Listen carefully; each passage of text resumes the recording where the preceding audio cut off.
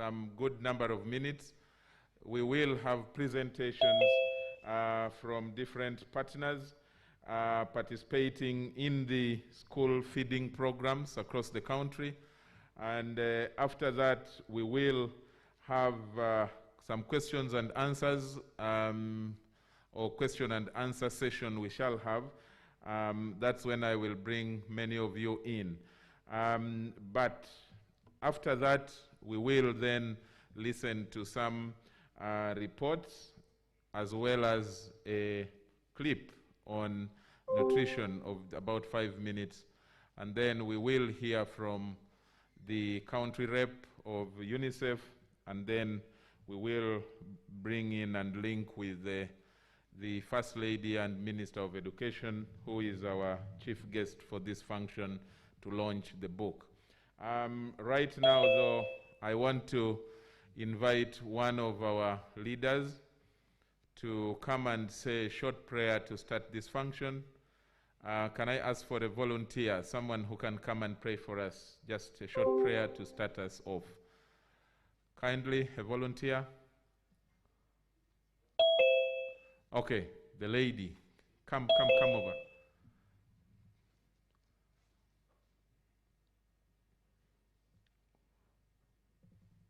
Come up this side.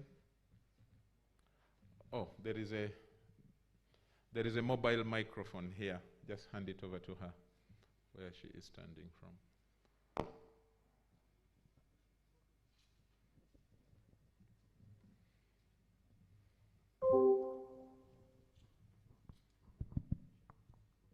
Kindly let us humble ourselves for a word of prayer. Heavenly and loving Father, we want to thank you, my dear Master, for the journey mercies you've accorded to each of us, King of Glory. We want to thank you, Lord, for you have provided for us, for you have provided for the Ministry of Education, for you have provided for our leaders, for you have provided for our schools, King of Glory. And here we are, King of Glory. May you bless this meeting, Lord God. May you, Lord, strengthen and empower us, King of Glory. May this meeting be fruitful to each of us in the mighty name of Jesus, such that we continue serving you and glorifying your name. In Jesus' name we do pray. Thank you very much. Can I therefore request that you are the first to introduce yourself? Because we are going to do a quick self-introduction. My name is Charlotte Atwirigwe, representing the DEO Ruchiga district. Thank you very much, all the way from Chigezi. Give the microphone from around where she sat, so that we can start from there. Let's do it chap. My name is Atamba Peace, DEO Ntungamo. Thank you. Mjenyi Dana, my name is Municipal Education Officer of Shenyi Shaka Municipal Council. Thank you. Shemerirwe Zipora, Municipal Education Officer, Shema Municipal Council. Thank you. Kitema Christine, Uganda. I'm now Kenya Sarah, an Agriculture Inspector, representing the Commissioner, Crop Protection, Ministry of Agriculture, Animal Industry and Fisheries. Thank you. I'm Bakenga Herbert, District Education Officer, Yantonde. Thank you. Kurikimana Gerard, Municipal Education Officer, Kisoro. Thank you. Moisga Hussein, Acting District Education Officer, Chegegwa. I'm Ruamporo Rosauro, the District Education Officer of Shane District. Chabona John, District Education Officer, Chivale. I'm Robert Yagume, District Education Officer, Kazo. Yeah, good afternoon. Bosco Kelo is my name. I'm the District Nutrition Focal Point Officer, BIM. I'm also a trained nutritionist. Thank you. Thank you. My name is Teko Timothy. I'm the District Nutrition Focal Person for Napak District. Thank you. Good evening, everyone. I'm Dr. Juko Frugencio. I'm the Executive Director of CD, one of the partners in this program. Thank you. My name is Lukanga Musisi Samuel. I work with the CD, Community Integrated Development Initiatives from Soroti. Thank you. Good afternoon, ladies and gentlemen. Esther Kusuro is my name. I'm a nutritionist from Ministry of Agriculture, Animal Industry and Fisheries. Thank you. Good afternoon, ladies and gentlemen. My name is Alex Bambona. I'm the Assistant Commissioner of Food and Nutrition Security from the Ministry of Agriculture, Animal Industry and Fisheries. Thank you. Help get the microphone and pass it the other side.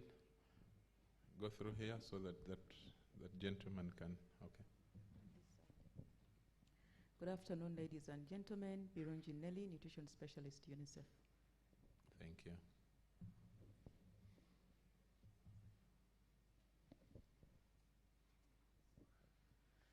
Good afternoon, ladies and gentlemen.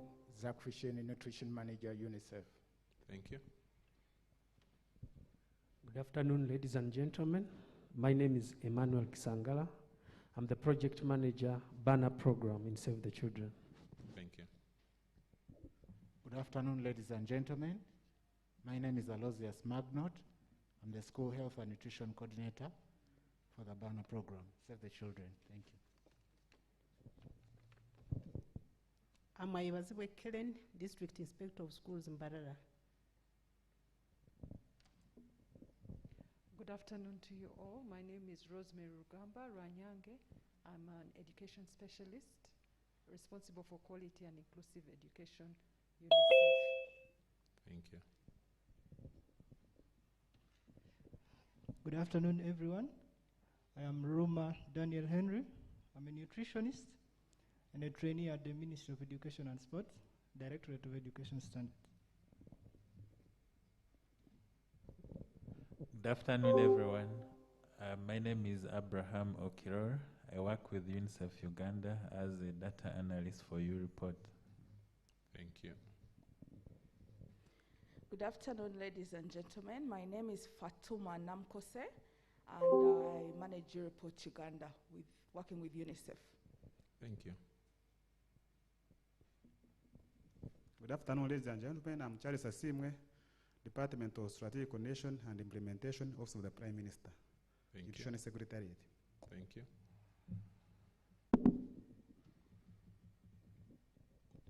Afternoon, ladies and gentlemen. I'm Joseph Agondwa. I'm the Executive Secretary, Uganda Allied Health Examinations Board.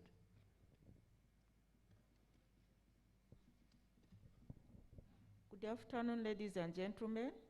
I'm Karen Carol Dateru, Principal Health Tutors College, Mulago.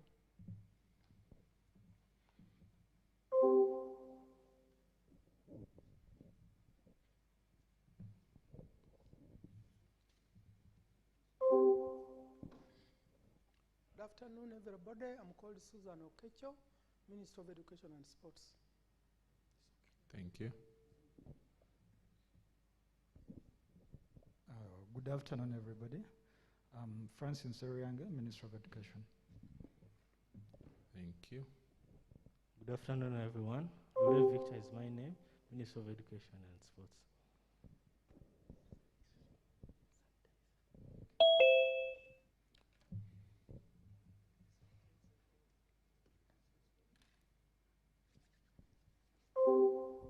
Andrew Musoke, Minister of Local Government.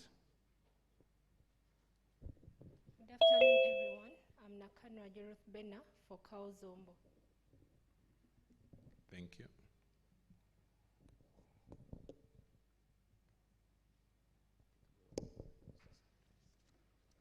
Good afternoon, everyone. I am Edward Kansime from Makerere University. Thank you. Thank you. Thank you. My name is Gaston Ampe Tumhimbise from Makerere University. Thank you. Good afternoon. Angela Abika is my name from Makerere University. Thank you. Good afternoon. Samali Namkose is my name, Minister of Health. Thanks a lot. My name is Gabriel Msiwe, District Education Officer, Mbarara.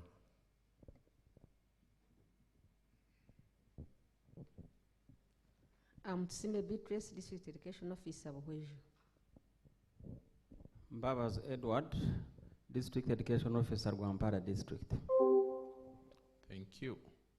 I guess there's someone this side.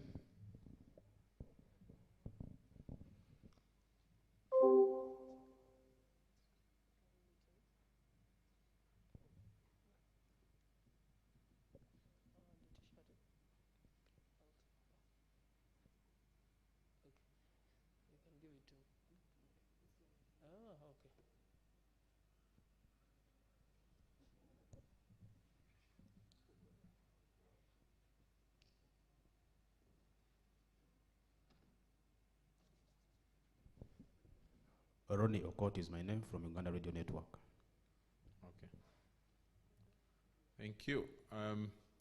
The rest we will ask to introduce themselves as they come in, but we need to start.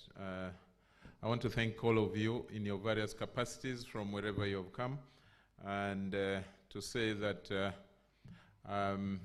just to re-emphasize that this hour, this afternoon, we are gathered here for the launch of the nutrition comic book for primary schools and teachers manual.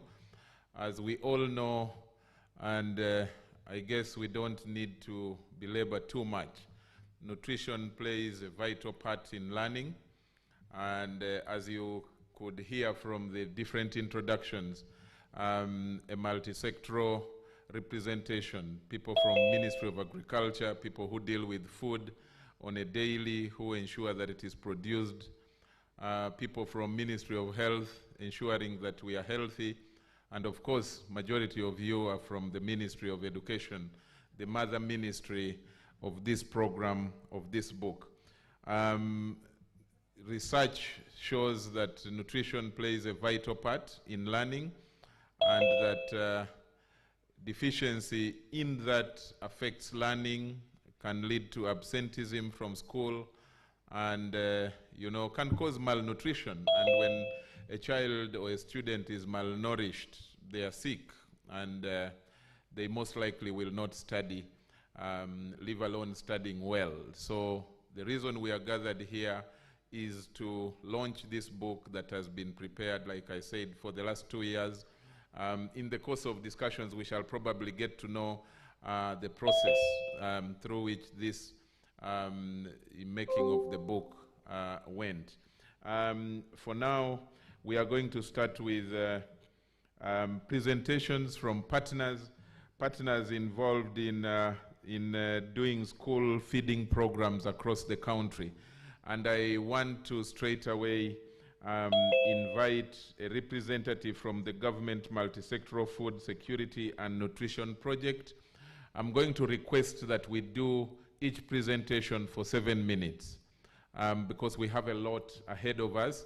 So try to keep within time. If it is a longer presentation, ensure that you can summarize but still not miss the main points in the 7 minutes. After those 7 minutes, we will have some discussion, and I will be guiding you appropriately as we move. So the representative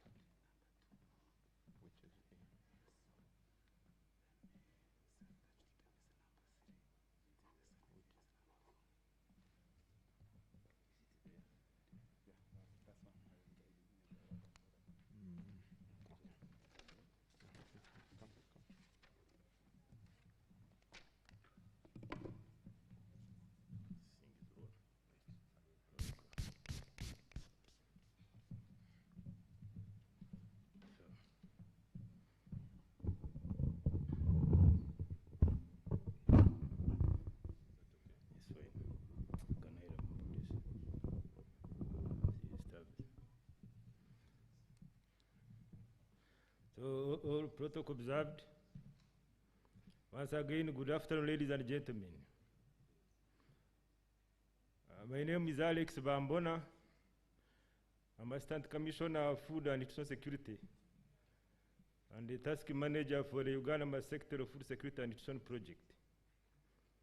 I will be presenting on behalf of Education,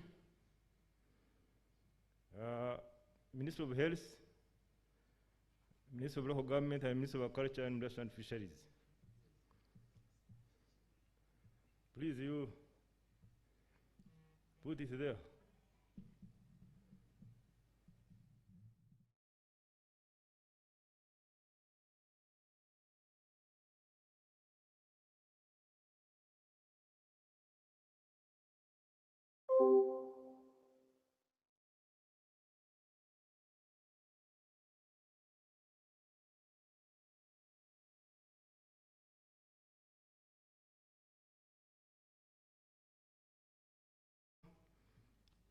And implemented by the Minister of Education and Sports, Minister of Agriculture and Industry and Fisheries, Minister of Health, Minister of Local Government, with the Office of the Prime Minister having an oversight function. Please continue with another one. I don't have the gadgets. Another slide.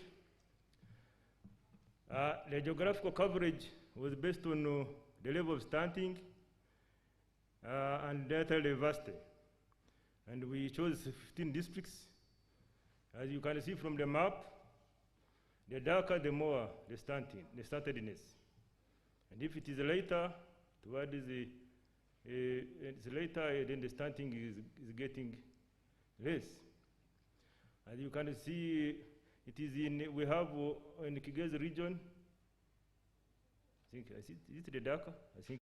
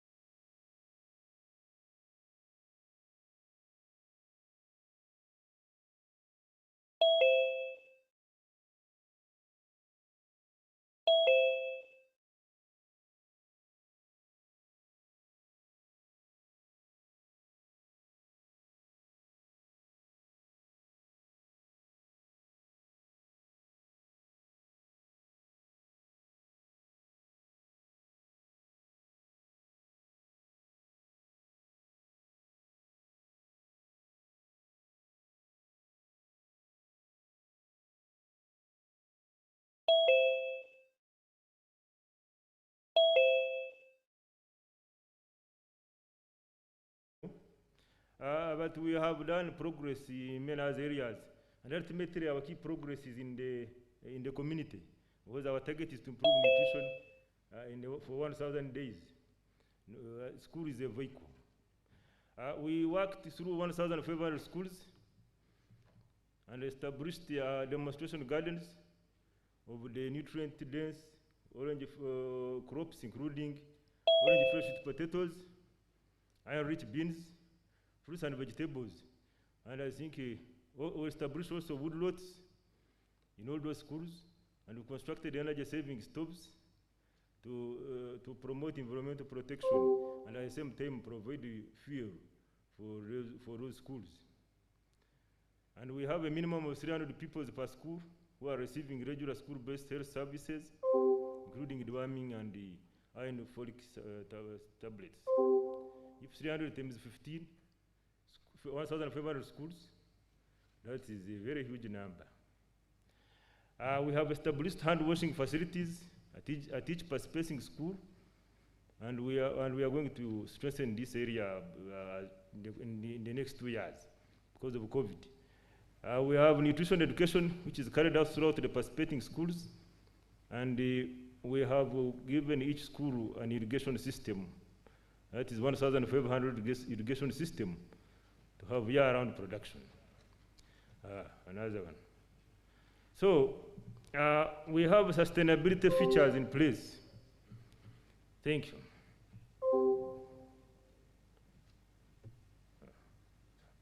I submit. Yeah.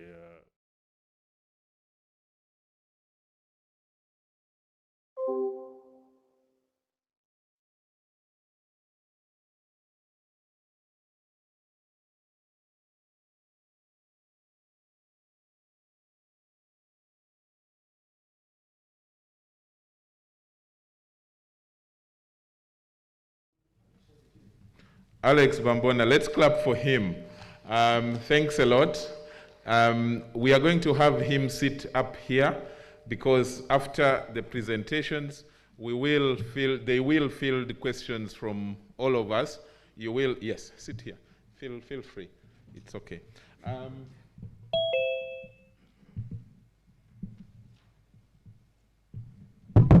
Sorry.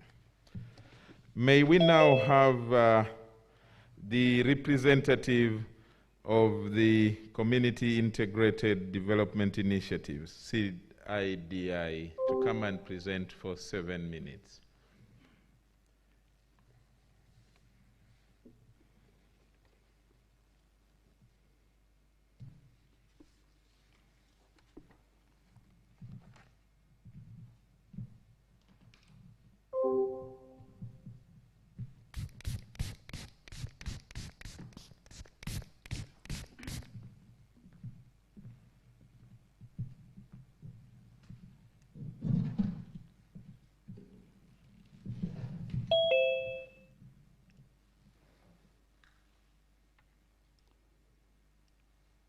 Good afternoon, ladies and gentlemen.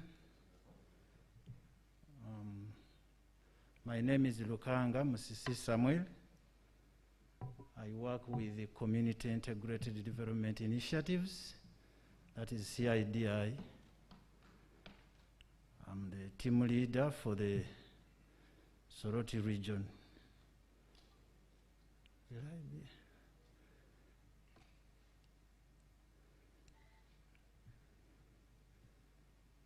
Charles, I don't think I will be able to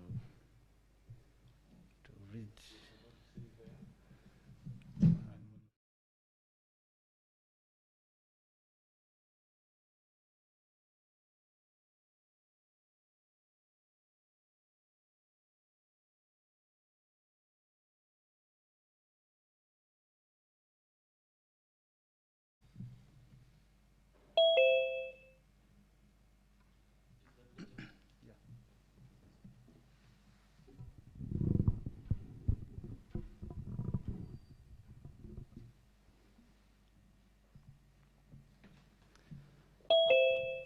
I am presenting on behalf of CIDI about the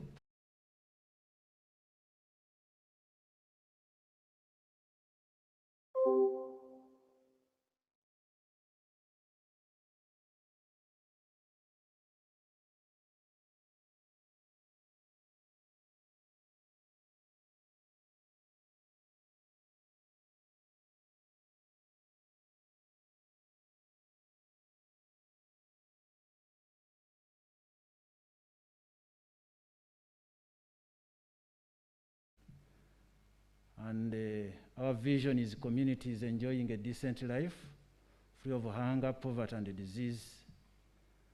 And the mission is to enhance sustainable community resilience through improved income, nutrition, and food security, water and sanitation, health promotion, and policy advocacy. Please.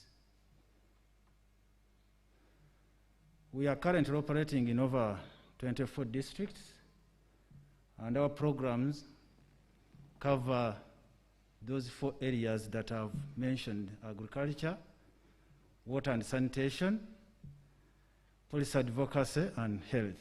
Proceed.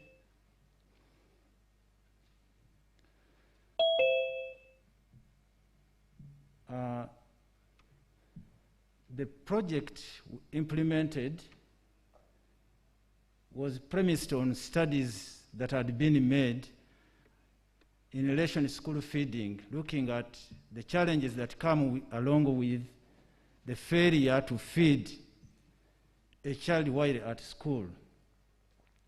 Such studies revealed that most pupils in Uganda are not able to have a packed lunch. Even those who go to school and are able to stay there stay without lunch. But in Teso region, that is in Soroti where we implemented, parents cannot even afford porridge, which is just made out of maize. So you can see the challenge. Proceed.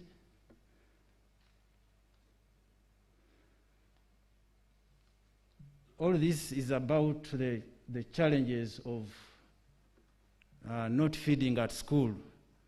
To make matters worse, parents who are aware that it is their responsibility to feed the child, some of them think that it is a responsibility of government. And with the onset of UPE, the challenge became even worse. Proceed. Now, when we noted this in Soroti, we worked with our development partner, that is Caritas Denmark, and supported an initiative as a pilot in one school called Takaramiam. Please proceed. In this school, our interventions targeted the parents, the children, the local leadership, the local government leadership, both technical and political leaders. Proceed, please.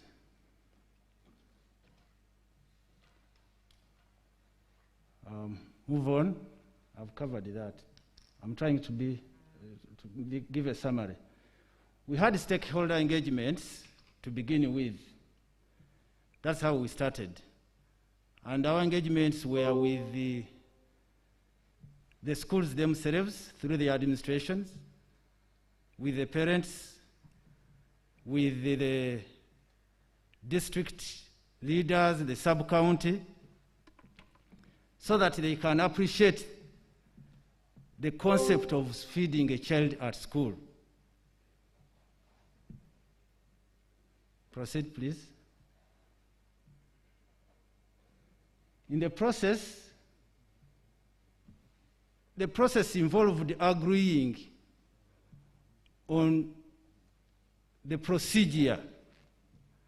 That is, the schools that have land which can be used for cultivation.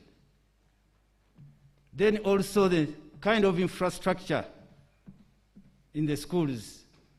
Are there classrooms? Then the enrollment.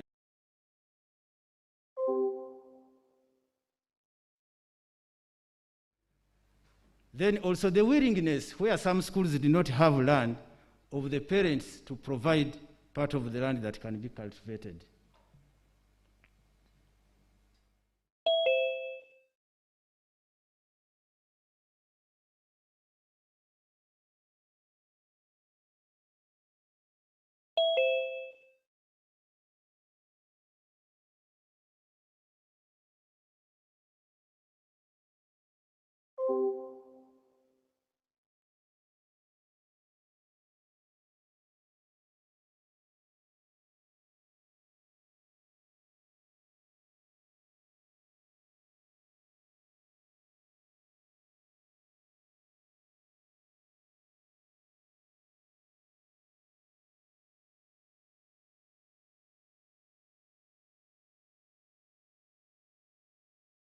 and the leadership. And they were able to prepare school gardens themselves. In some cases, right from the clearing of the land, virgin as it is, for planting, weeding, up to harvesting. I wish to inform you that we are working closely with some of the farmer cooperatives which we are supporting as an organization. These are 5, and we are located 3 of them in the 3 sub-counties.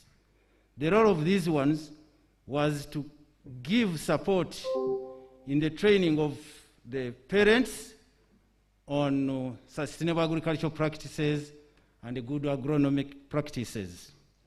The other role was to provide milling services of some food such as cassava and maize. Can you proceed?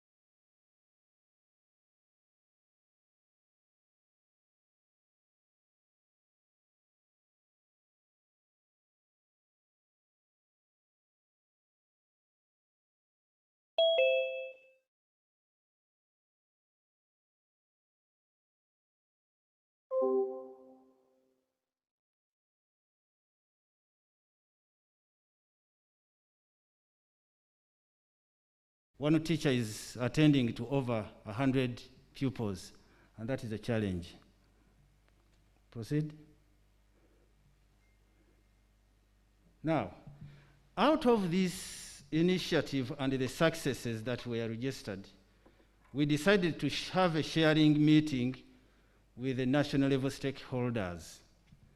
It is out of this sharing meeting that a recommendation was made to scale up this initiative in other schools, if possible, throughout the country. But then there was a need to document the process and the procedure, how this can be done. In order to do that, we worked with the Ministry of Education and Sports through the Education Standards Agency, and that was by the guidance of the PS, and we developed a school feeding, a community-based school feeding and nutritional guide. As I talk now, this guide is before the PS for the endorsement, and we hope very soon it will also be somewhere like here for launch, probably by the Ministry of Education and Sports. I thank you for listening.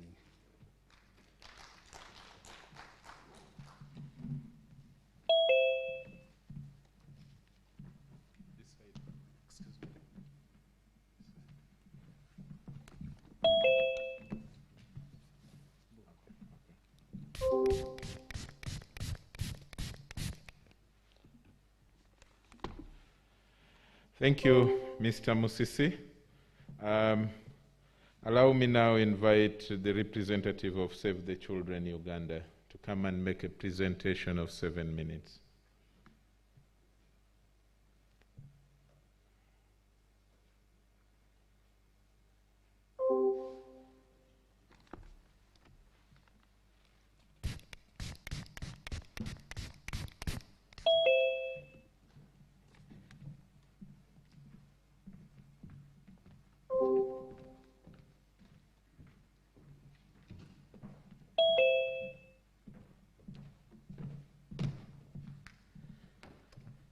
Yes, good afternoon, ladies and gentlemen. Once again, my name is Emmanuel Kisangala. I'm the project manager for BANA. I'll be presenting with my colleague here. Good afternoon, ladies and gentlemen. My name is Aloysius Magnot. I'm the School Health and Nutrition Coordinator for the children. Okay, we can start.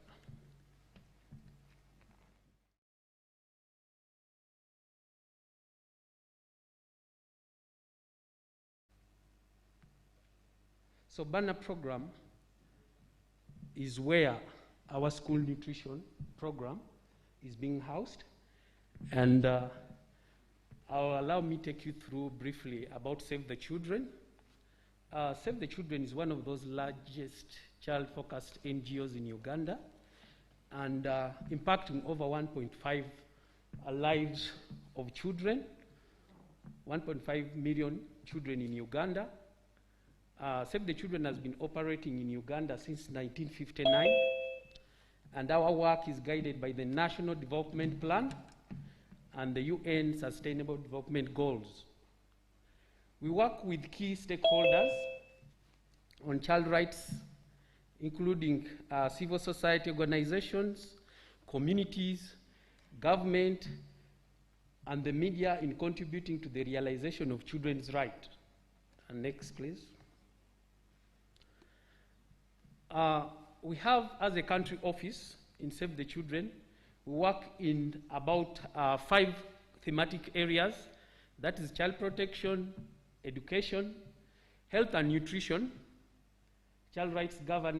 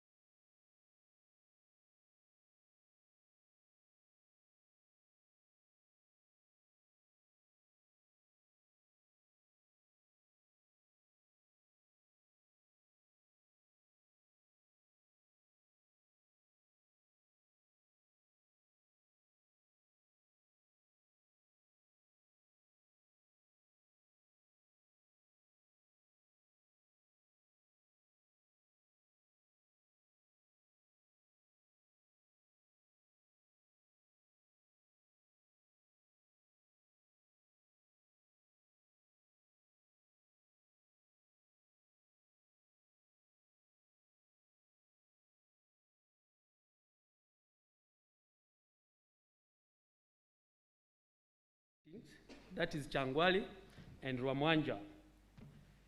And if you can just show the other map right there, producer, just a back. I want to show the impact area in that map. So in Wakiso, as I rightly said, it is a location map, Masulita, Kachiri, and Gombe division.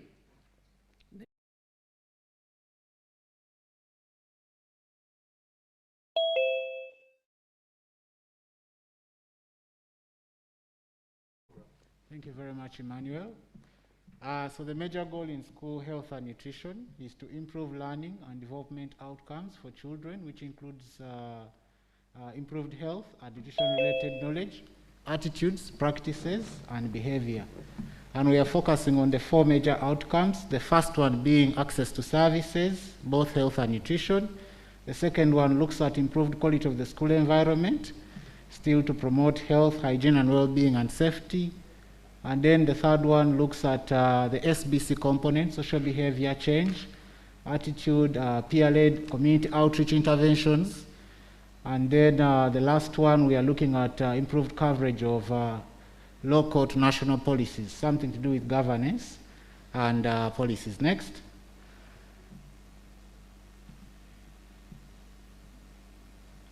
So majorly, the activities that we have been executing ever since inception of this particular project are tailored for schools' capacity strengthened to provide nutritious and adequate midday meals to children.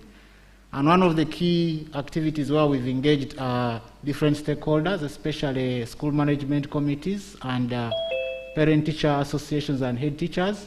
We've done some mentorships on planning, recording, and bookkeeping on school feeding resources.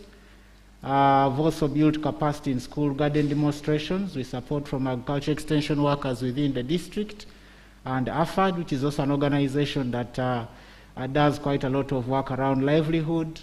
We've oriented the school management committees and the parent-teacher associations on pest control, post-harvest handling, and mixed farming for dietary diversification. We think children should go beyond just 2 major meals, portion beans, and also look at the other vegetables that enrich their nutrients. And then what is key to us on the component of policy is popularizing the national school feeding guidelines to parents through print and audio media. And you'll agree with me, like CIDI was presenting, it's the duty and mandate of parents to be partisan in contributing to the welfare, especially meals for their children, and that is how we try to let them know about their roles and responsibilities. And then we have had dialogues on school feeding with male parents. Around, I think, the country, we still have challenges with male parents who are the key decision makers to be able to be involved in the affairs of their children, especially feeding, in providing resources and what have you. And then very key is disseminating the school health policy regulatory impact assessment to the lower level education structures. We think these aspects of school feeding will fit into this particular school health policy, and it will support us to give us a direction going forward. Something that I didn't mention, not here, is that we also do fortification for vitamin A by supporting integrated outreaches, working with the district health facilities, DHO, and within schools. Given that they have been closed, we've taken a community-led approach. Next. So there are 26 program-supported schools that are implementing school gardening, and those are the various ones in the 4 sub-counties of Gombe, Masulita, Kachiri, and Namayumba. And I want to let you know, ladies and gentlemen, that we work in 82 primary schools. And so out of those, this is the focus that we have. Next. So that's a pictorial of the school gardening rules. Besides promoting school feeding, we also are very aware about the child rights and how it should be conducted in the school environment. Next. So that's just a pictorial of some of the vegetable gardening that has been done in some of the schools. Farming, including nutritious plants like mango trees. Next. Some challenges that we have had. Some of the schools don't have sufficient land to grow foods, and setting up demonstration gardens, this is a challenge, and therefore they may not be able to provide enough for the learners. There is still low parental commitment to fully participate in the school gardening activities by either providing monetary resources or labor. Then also there is low commitment from some schools. Gardens are not well facilitated, and other teachers leave gardening to only the trained ones. And then the communities encroach on crops grown, especially vegetables and fruits. And also because, in Africa we are having our livelihood, the animals are encroaching on the crops planted. Next.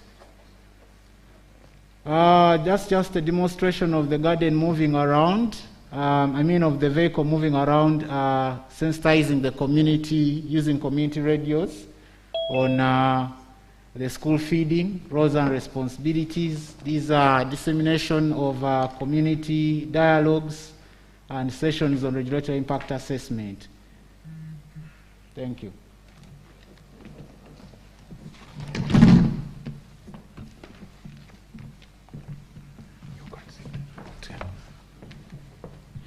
Thank you very much, the team from Save the Children Uganda. Mr. Kisangala, kindly have a seat up here. Ladies and gentlemen, let's clap for the team for the different presentations. I want to now invite you to, we are going into the discussion session, questions and answers, most likely for the next 10 minutes before we move to the next item. Can someone take the microphones, the mobile microphones around so that we save time? They don't need, participants don't need to come here.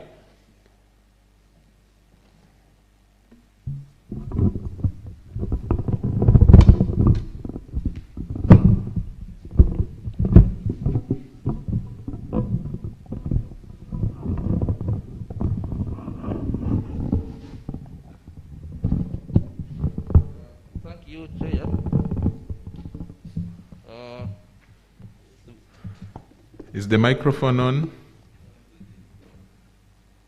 Okay.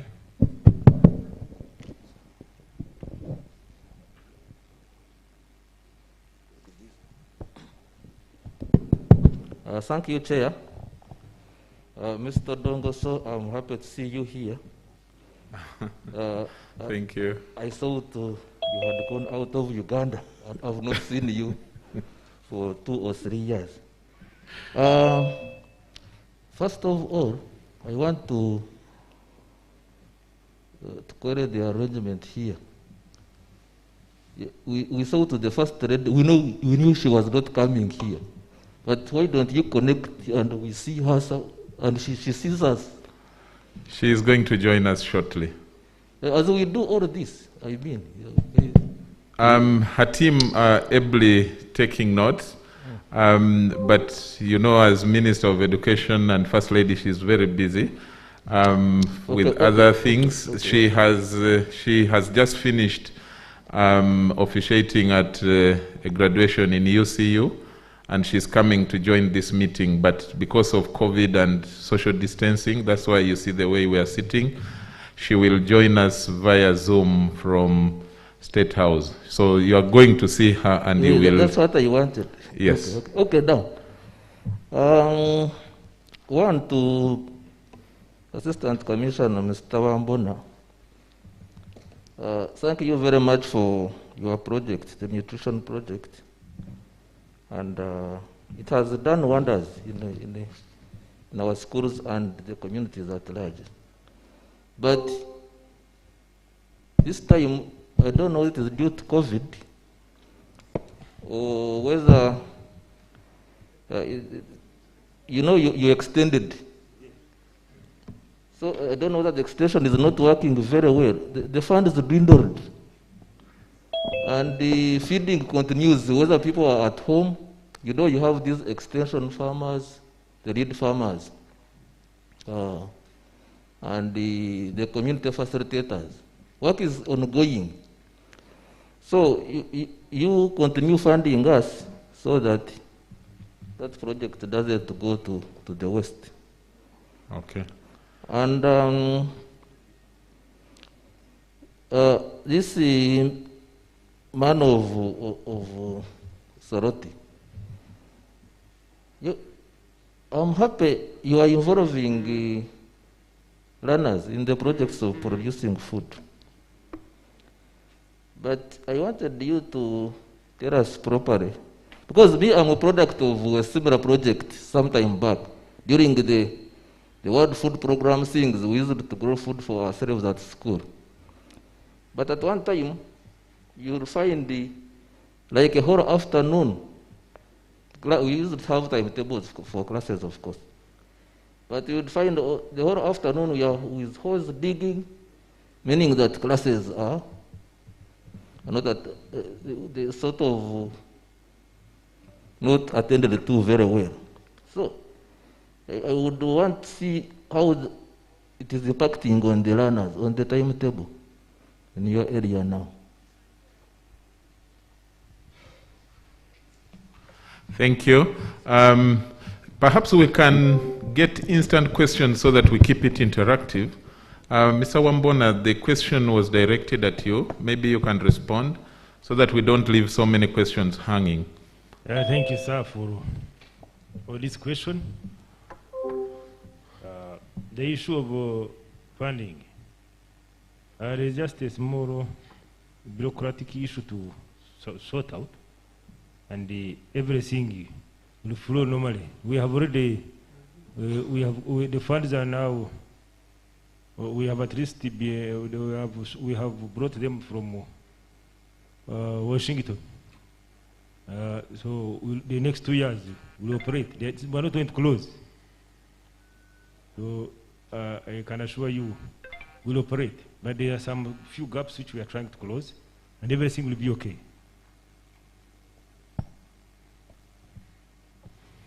Thank you. There is a hand here, another one at the back. There is another one there. So let's start from there.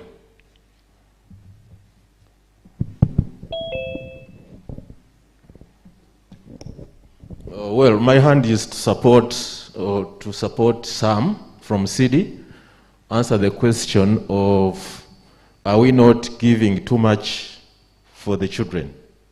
If I understood the question. The point is, this model is emphasizing a lot of joint efforts between the parents, the teachers, and the structures of the school PTA, and of course the children. So there is, like he mentioned, that where these activities have been located, CD has been working there with the communities, creating cooperatives, doing agricultural programs and supporting them. So this output of the community-led nutrition is a way of asking the cooperatives or parents within the cooperatives to give back to their children as corporate social responsibility. So much of the thrust is actually with them. How do they support school feeding of their own children? So there is some planning, and little time is available to the children for the purposes of learning. But much of the work is conducted by the farmers, and also the seed supports to provide equipment and the good seeds, so that the farmers can implement this program within the schools together with some of the school teachers and some members of the PTA, mindful of the fact that the children should also be staying in the school to study, but they learn in the process. Thank you so much. Thank you. Let's move to another person.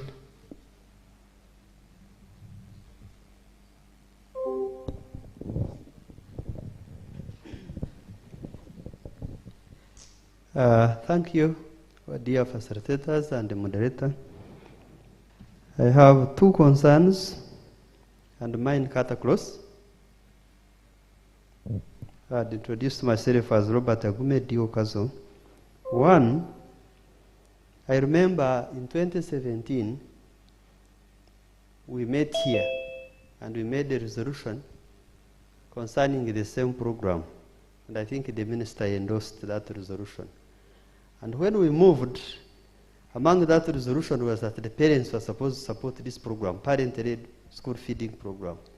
But again, when we went, as we are trying to prepare the program, other directives came from the president and through the Minister of Local Government, questioning schools why they collect some money, and it became a very big issue. Actually, districts responded, including my district. I'm inquiring, isn't there harmonization? Why is there this? We have resolved to do this as the Minister of Education and Sports, and then the following day we are asked to very many questions. Actually, there was also a sort of research that was conducted, about the usefulness of UP and USE and why it should be continued or why it should be scrapped. And all those issues were rotating on head teachers agreeing with parents. So this is some money to buy beans and posho and feed children at the school. I think we need harmonization there. Secondly, we also need support in orientation of the district leaders. We are in a new Chisanja, there are new leaders, and some of them are disoriented about this program. And it becomes very tricky for us to continue implementing when the schools reopen with the new breed of leaders when they are not oriented. We had also proposed that we draft bylaws or ordinances at the district levels so that they become bylaws about how school feeding is going to be implemented. Incidentally, I don't know where other districts, whether they did implementation. Ours we had started on and it stalled. I have fears that we need support. We need all stakeholder engagement so that we create these ordinances so that parents are compared. Because when these parents continue to be breastfed, if I can use the word, everything they are looking up to government to support them. And if they are not compared, and if the government does not designate roles meant for parents and those meant for teachers and those meant for what, parents will just spend their time doing everything they can, thinking that even the government will provide the funding for this activity. We actually get challenges. For them, they think that the school feeding program brings money to feed the children, when much of the work is to mobilize them to feed their own children. I want to thank the CD, this organization that works in Soroti. We also have ours that works and had done some good mobilization. Out of the 63 government primary schools and 69 private schools, over 100 schools were enrolled, and the feeding rates were improving. But we got threatened because, of course, feeding children goes with money. We got threatened. Actually, at the verge of COVID, we are at a dilemma whether to continue collecting money and feeding children for those parents who had accepted the idea, because others, I think, who failed or who never wanted it, were choosing the head teachers, SMC chairpersons, and PTAs for getting this money to feed their children at school. Thank you very much. Let's fight these contradictions and ensure that the intentions of this activity continue to achieve its intentions. Thank you very much. Let's have the last hand of the lady. Let's have the last. Okay, I'll take those two now, but because I'm trying to save time, we have a panel discussion, and I'm left with only about 35 minutes to join the other side where we see the First Lady. But please, 1 minute. Yeah, thank you so much. We do appreciate the nutrition program in our schools. However, my question is one. For example, in my district, I have over 80 primary schools, but it's being implemented in only 26 schools. Is there any possibility of rolling out the program in all primary schools? Thank you. Thank you very much. Let's have now the last one hand there, just next to you. Thank you so much, moderator and the presenters. I just have a few inquiries. My name is Edward from Makerere University. I really want to thank the multi-sectoral project, CD, and Save the Children for the work we are doing in schools and the communities. The first inquiry goes to the Mr. Alex. This multi-sectoral project, the issue of funding, you know when a child is born and is put at exclusive breastfeeding for 6 months and complementary feeding comes in 6 months, 2 years, there should be a strategy to make schools win off, I repeat, a strategy to make schools win off the funding so that they can appreciate this project and take it on and own it and implement it. I don't know what strategy exists. Otherwise, we may remain on exclusive breastfeeding and part of complementary feeding for a long time. The CD, this CD project is a good one, but my inquiry is, at baseline you sensitize parents. How do you keep them motivated throughout? Do you give them incentives throughout the project life? How do you keep them engaged up to the end? Thank you. Can I request the IDI representative to respond to that? Is that okay? Musisi, is that okay?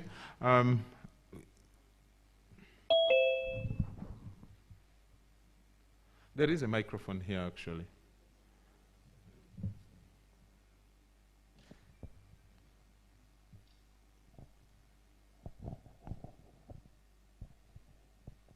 Let's respond to that, that question. Thank Just you. 1 minute. How do we motivate these parents? Like you started very well, the issue of baseline. There are no such things like incentives to the parents in our approach. But, like I said, of course, time was not enough. In that presentation, there were some other process areas that I did not mention.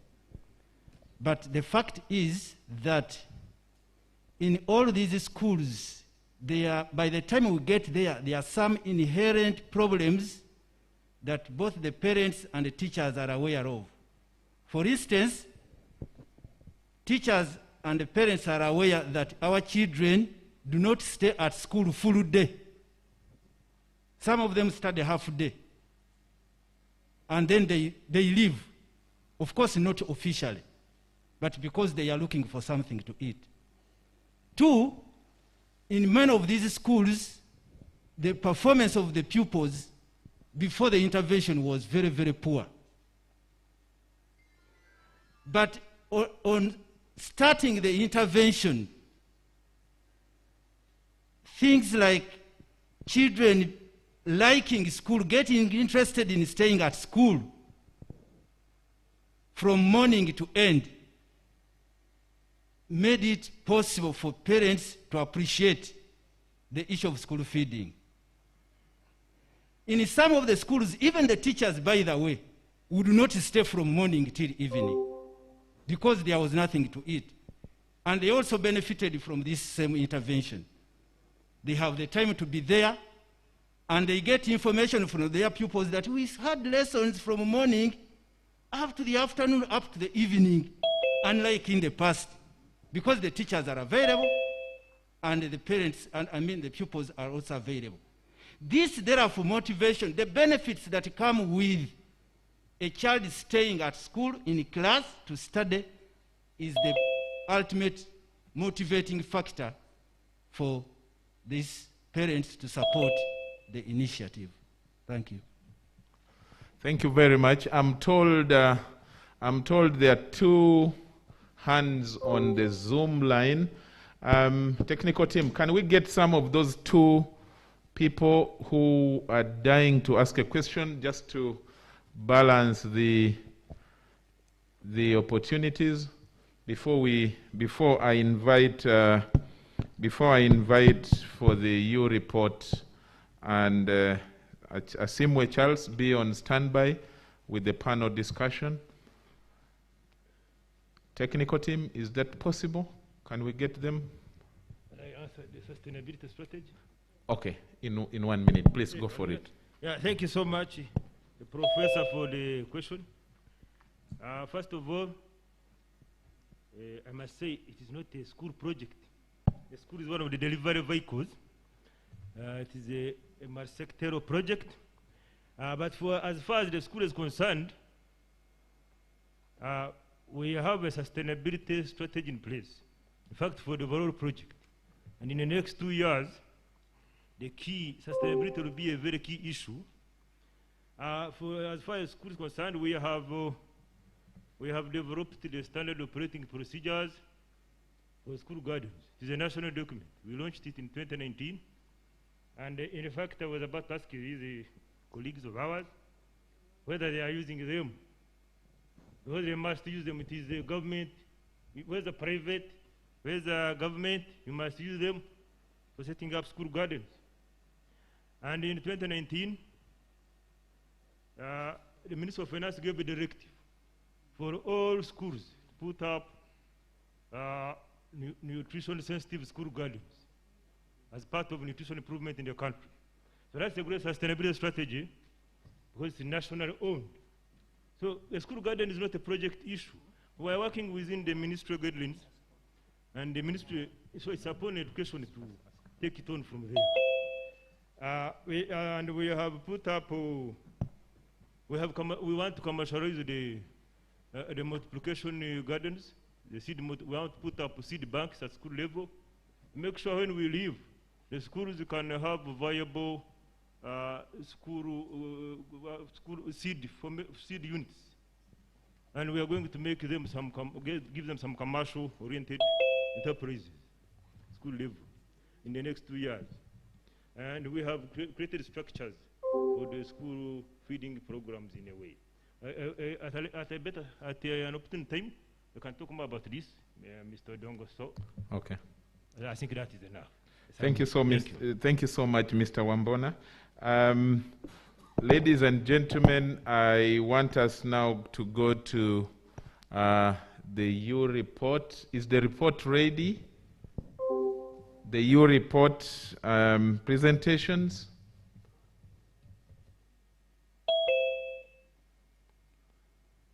You want to come forward, or you can present from there? Please do. Let someone give you a microphone. In the meantime, Charles, come over here.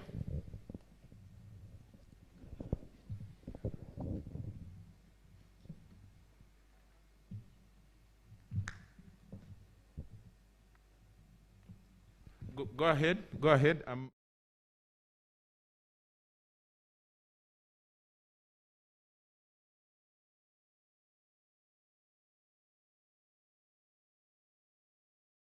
Once again, my name is Abraham Okiror.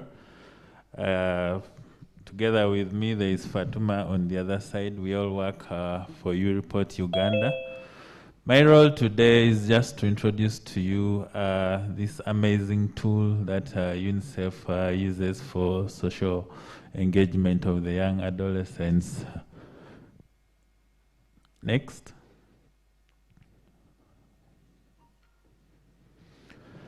Yeah, U-Report basically is a messaging platform for adolescents and for community participation. It's a free SMS-based tool. Mainly, it's for all the networks, whether you're on MTN, Airtel. It's free across all networks, and it works with any basic phone. It's a key tool to share information, raise awareness, and collect quantifiable data on specific areas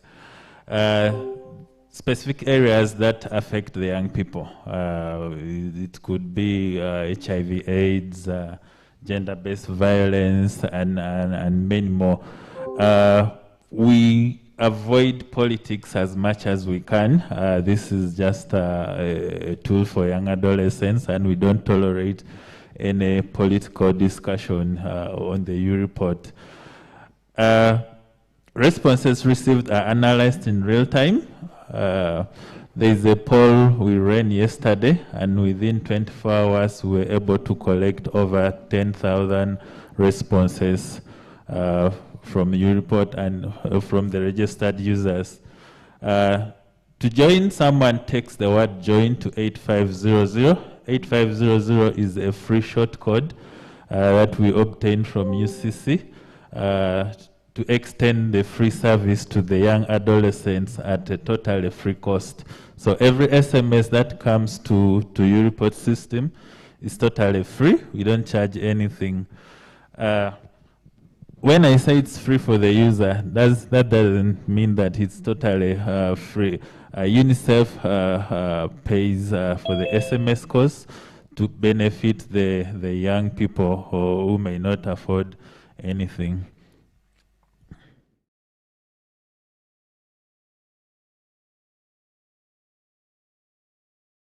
UNICEF, we work with several partners. I saw Save Save the Children here, who some of the partners we work with. Its composition, over 1 million young people registered on U-Report. It's something that started in Uganda 10 years ago, and to date it has, we have 17 million people globally, and 89 countries have adopted this tool, and they are using it to reach the young adolescents. The average age is between 25 and 30 years. That doesn't mean that anyone above that age cannot join U-Report. Everyone is welcome to join U-Report and benefit from this information. 67% are male. We still have a gap in females that we are working so hard to cover up. And then it's proportionately distributed across the country. Every district in Uganda, we have at least a good number of U-Reporters. When you look at the map on your right, the dark spots is where U-Reporters are concentrated in. We have many registered users on the dark spots. And then just down here is the age group by percentage. Next. Yeah, this is how U-Report works. One, through the weekly SMSs. Weekly SMSs based on the topics that are concerned with the young people. We send out messages, we develop questions and send out to the U-Reporters, and then we get the feedback. And the feedback is automatically analyzed. The other way, the way U-Report works is through live chats. As much as we design questions and send out to the young people, they also have issues that they want us to respond to. So they send the unsolicited messages back to us. So with U-Report, we are able to respond, have a back and forth conversation with the young people. Can you?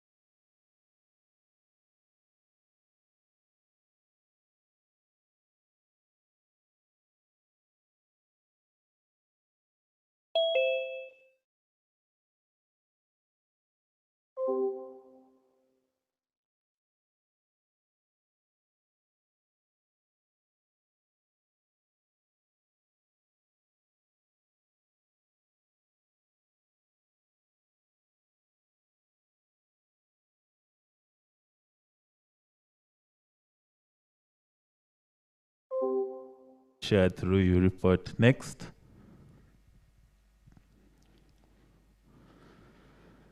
This is a sample of the poll we did yesterday, Nutrition in Education. We ran a quick poll. The target group was adolescents of 25 years and above. Then within 24 hours, we had received a total of 44,000 messages just within 24 hours. Can we go next and I show you how? Yeah.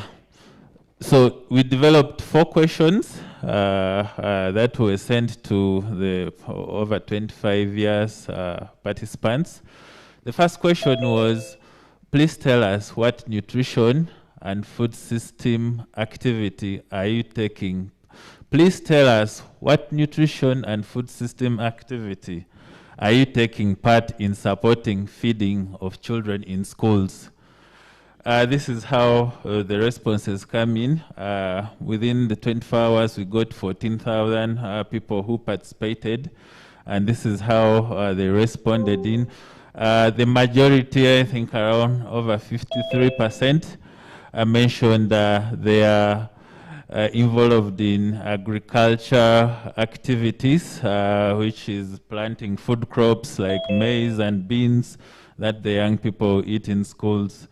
And then the rest. So the second question was a follow-up after they responded to the first question. We asked them what are the nutrition and diet-related challenges faced in primary schools. At the majority, we got around 8,000 participants on that. And then the majority mentioned diet imbalance, like poor feeding, eating the same type of food every day. We all know this, most of the children at school eat portion beans, and then maybe they rarely get the balanced diet on the weekend, and so on. When you look at down here, these are just the sample quotes the EU reporters in their own words. Maybe I can just sample one. One of the EU reporters said, we have developed a small participation farms with different food types such as dodo and carrots to boost our site. Can you summarize? Yeah, can we go to the next? You have surpassed the 10 minutes you requested for. Okay. Yeah, so this is just another, the last two poll questions that we sent. Can we go to the next slide? I conclude from there. Yeah, so in summary, in conclusion, there is this amazing data we get from these young people, but it takes users of the data to create meaningful participation. We get this information, but if we don't use this data to create a positive change, there is nothing we can achieve. So it's upon us to take up this data and come up with solutions to create a positive change. Thank you. Thank you. Thank you very much. Let's clap for him. Good job, and continue. And if possible, at an appropriate time, keep sensitizing these partners, the different stakeholders, because they would be interested in following this even when they go back to their various jurisdictions. Thank you so much. May I now invite Charles Asimwe to join us with a panel discussion. Now, I will, once I get a signal and the Minister of Education is ready for the launch, I'm going to interrupt the panel discussion, and then we allow the First Lady to take us through the launch, that part of the program, and then we will pause the panel discussion with an intention of finalizing it after that has been done. Okay, so let's start the discussion now. Charles, you're most welcome.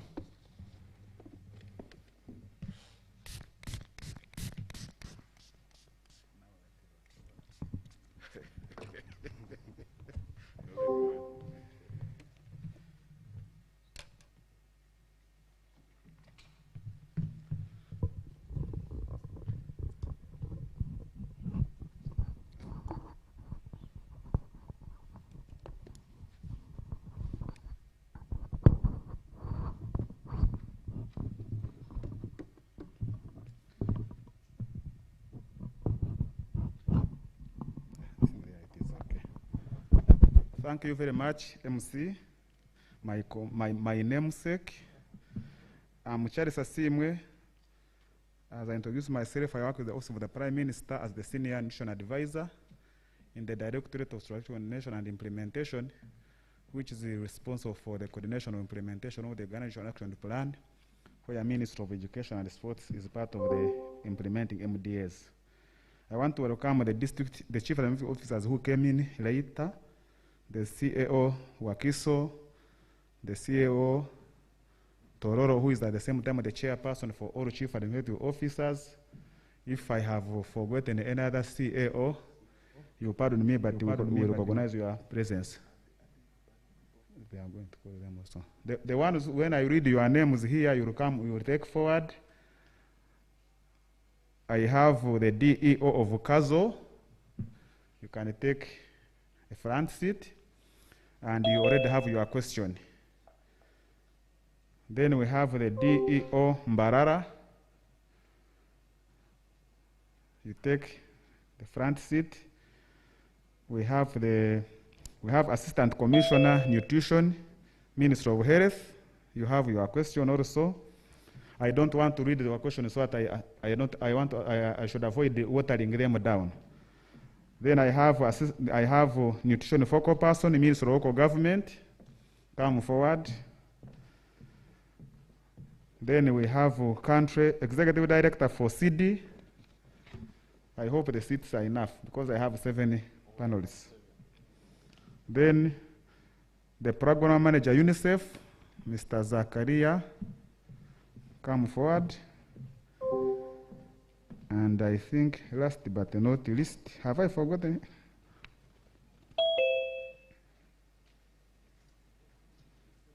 Kao Wakiso,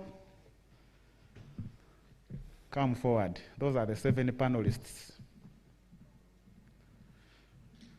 And in order to avoid the element of missing time and diluting your questions, I will request the DEO of Okacho to use 2 minutes to read your question and give the highlights on it. The micro.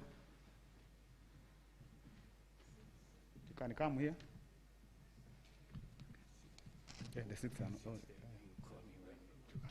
Okay.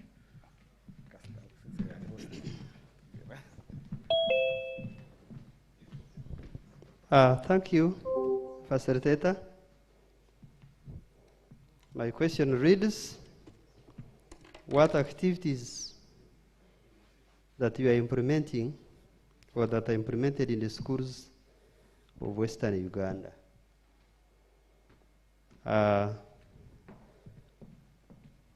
There are a number of activities. The case study is Okacho and Chirhura. Okacho was carved out of Chirhura. And before the creation of Okacho, I was the in-charge SNV and related activities and school feeding. And I am also aware of these activities that are taking place in the districts in the Western. Among the activities or the core activities at the entry of this program were orientation of different stakeholders. We began with the district leadership, where the chairperson, the RDC, and the rest of the political team were oriented. We moved on to the TPC, the planning arm of the district. We moved to the sub-counties, that is orientation. And then we invited the school leaders, the management, the PTA, the head teachers, those who are concerned, so that these people are oriented in giving a hand and in rendering the service and ensuring that this program is implemented. So we've been doing that. And then we enrolled on schools. Schools were enrolled and given equal opportunities. So it was up to the school X or school Y to ensure that it has performed according to the expected standards, among which the standard was to ensure that children are fed. So those schools that performed better, actually I think the ranking was 70%, the schools that fed 70% of their children with milk or porridge mixed with milk were given incentives. Among the incentives given, they built the kitchens for them, they provided utensils for them, and they provided the wash clean water tanks. Then later on, we also received, during COVID, we also received the hand washing facilities. So those ones which dragged were again brought on board, and others improved. So the onset of COVID, for the case of Chirhura and Okacho, at least 50% of the parents and schools had enjoyed the program and were supporting the school feeding program. So we had hopes that with more opportunities and more orientation and the enactment of the education ordinance at the district levels to enforce the law against that and to mobilize all, the program would be a success. We also relied on the central government, since we had the minister and other well-wishers and other stakeholders, that this program is rolled on and continues, because the ultimate goal is that a well-fed child will grow well and perform better in schools. For the statistics indicated that those children who were fed, at least on a midday meal, performed better than those who spent the whole day hungry. Thank you, Mr. Chair. Thank you very much, Robert, for that historical explanation. We structured the questions in a way that Robert couldn't be allowed to talk about challenges because there is another person talk about challenges. Can I now, at this juncture, call upon the DEO Mbarara to talk about what are the anticipated challenges or existing challenges within the... Thank you so much, moderator. Once again, my name is Gabriel Msiwe, District Education Officer, Mbarara. My question reads, what are some of the challenges faced in school and nutrition programming? I want to begin by thanking the ministry for organizing this important meeting so that we can discuss some of these pertinent issues regarding our children in schools. And of course, school feeding is one of the critical matters we usually face in managing them. To be very brief, school food and nutrition programming mainly relates to how food is obtained and prepared at school level. Precisely, that's what it means. And if you look back at some of our schools in the rural setting or even urban setting, some of the schools don't have land where they can even grow a small garden of potatoes. Some schools don't have land. In some cases, even schools don't have playgrounds. I have some in Mbarara district, and when you talk of gardening, it becomes a dream to them. Two, in some schools, parents are less committed. We have a program supported by SNV in Mbarara on school feeding. We try to mobilize sensitized parents so that they can contribute towards the feeding of their children, at least for a simple meal at lunch. Some parents resisted because it has a financial implication, and the mentality is that government should come up and feed the children. Can you imagine? So the mindset is still negative. So in some communities, some parents are adamant. They think children belong to government. So we need to do a lot on that.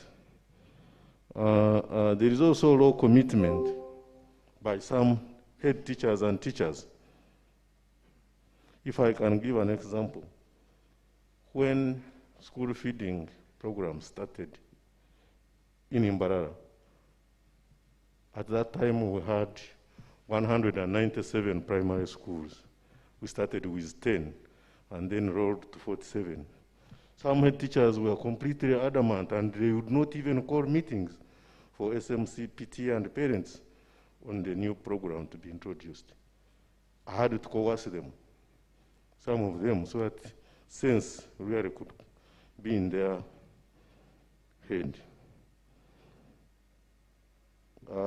thirdly, there are also controversies, like the D.O. Okacho said. Some parents don't want to contribute. Think about 10,000 contribution by a parent to feed his or her child for a whole term, just 10,000.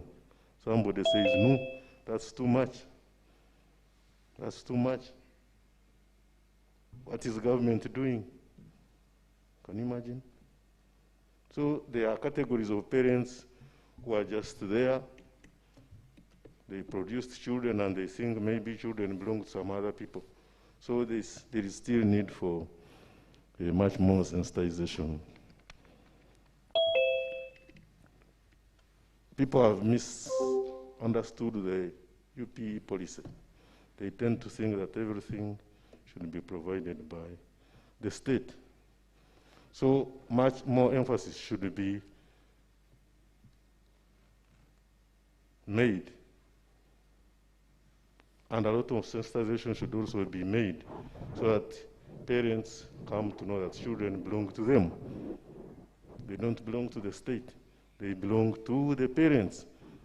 The state simply supports and guides in policy formulation. Like we all know, diet imbalance is an issue. Even where we have succeeded, say in Mbarara in school feeding, in terms of school feeding, it is only a portion that is provided at break and even lunch. So issues to do with diet are not much emphasized. And if we are to go by that, then it becomes damn expensive for parents to manage. That's what I think. And I want to re-echo this, that because of the attempts we've made in Mbarara, our performance, say, at PLE and Senior 4, mainly at PLE, has actually been good for the last 5 years. And schools that have taken up that program very seriously, their performance is of UNICEF so this is an telling us about their work work with us in nutrition. Uganda And when he has given his remarks, we'll be able to watch something on the screen. And I've been made aware that other teams that are not able to come here because of the social distancing are going to be part of this part through Zoom. So, Country Rep, you are welcome to give us a brief before we watch the video. Thank you. Thank you very much. Panel discussion. Your Excellency, the First Lady of the Republic of Uganda and Minister of Education, Honorable Janet Museveni, Honorable Ministers, Honorable State Ministers.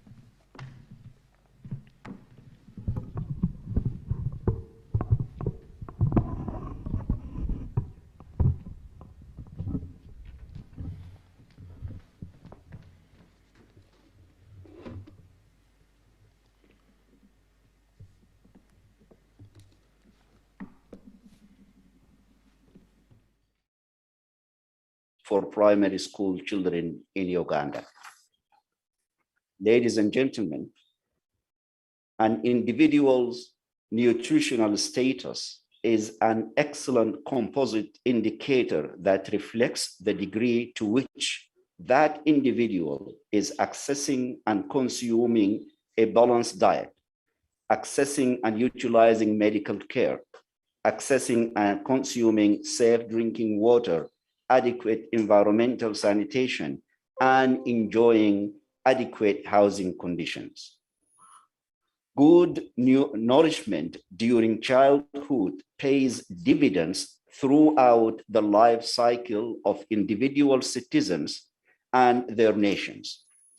Well-nourished children stand better chances for physical, mental, and cognitive development. They are more attentive in schools, have good school attendance rates, have better immunity against illness, and have high economic productivity during their adulthood. On the other hand, malnourished children who experience stunting fall behind their well-nourished peers in many ways. They are often late in developing the ability to sit, stand, and walk as children. They suffer from poorer cognitive abilities.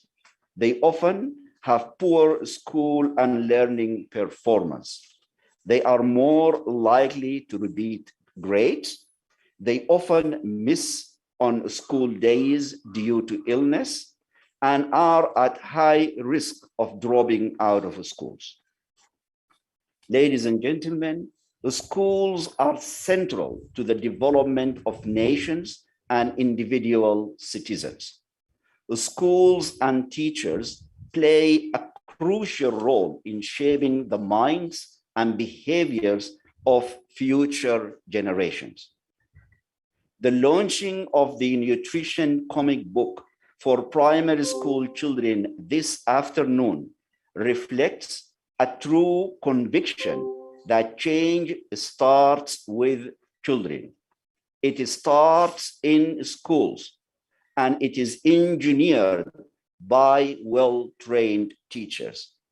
I wish to extend a very special thanks to Your Excellency, the First Lady of Uganda, and the Honorable Minister of Education and Sports for your leadership in championing the multi-stakeholder engagement that culminated in the development of this nutrition comic book and the associated teacher guide and other learning materials. This significant contribution by the education sector to advance the nutrition of Uganda, of the nutrition agenda in Uganda. Ladies and gentlemen, we can break the persistence of malnutrition by adopting a life cycle approach. The education system offers one of the most important platforms for improving children's diet, delivering nutrition services, and improving nutrition literacy among children and their families.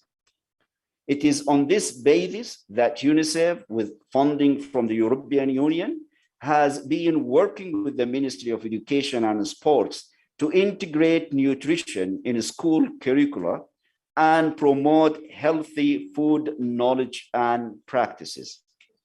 The nutrition comic book is an entertaining and child-friendly tool that also comes with an animated video for interactive learning in the classroom.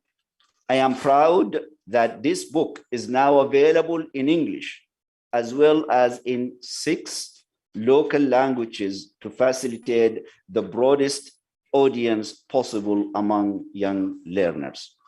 Ladies and gentlemen, UNICEF wishes to thank the Ministry of Education and Sports and the European Union for the leadership that led to the development of the nutrition comic book and associated learning materials. I also wish to thank all the members of the team who led this great work. I hope our children and their teachers are well as well as parents will find the nutrition comic book for primary school children useful and enjoyable. Thank you very much.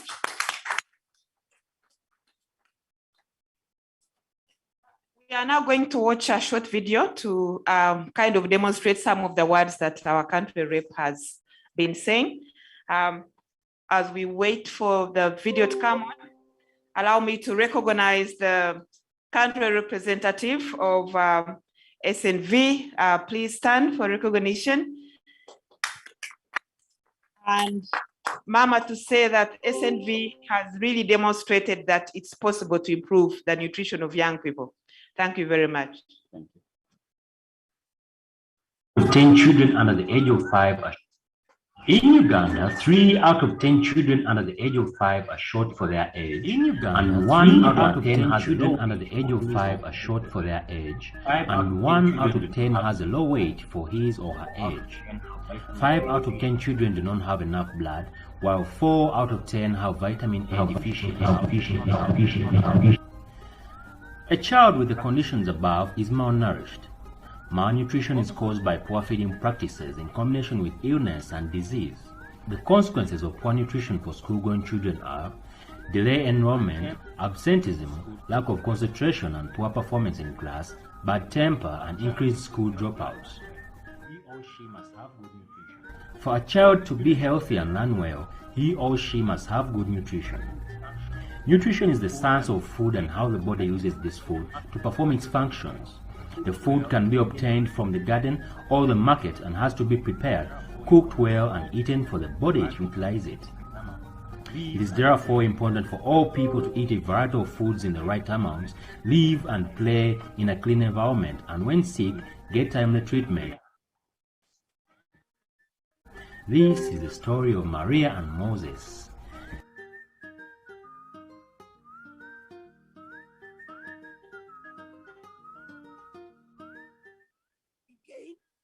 Tete did not come to school. Why don't we go and pass by their home and ask him why he hasn't been coming to class? Oh, yes. Hello, Auntie. Moses and Maria. Auntie, we're just passing by to check on Tete. Tete is sick. And I've also been sick with malaria for the past 2 weeks. Oh, that's why he has been absent from school. But Auntie, don't you sleep under a mosquito net? No, I don't. The only one we have is used by Tom and Tina. And it's even too much. Hey! But Tete is missing a lot in class. And today we even learned about a balanced diet and how to be healthy. Moses, can you imagine? Auntie's sick, Tete's sick, Tom and Tina are sick. We should tell Mom about this. Mom, Auntie, Tete, and the whole family are sick. Okay, first go and remove your uniforms as I go to check on them. My dear, you have to go to the health center with the younger children for treatment.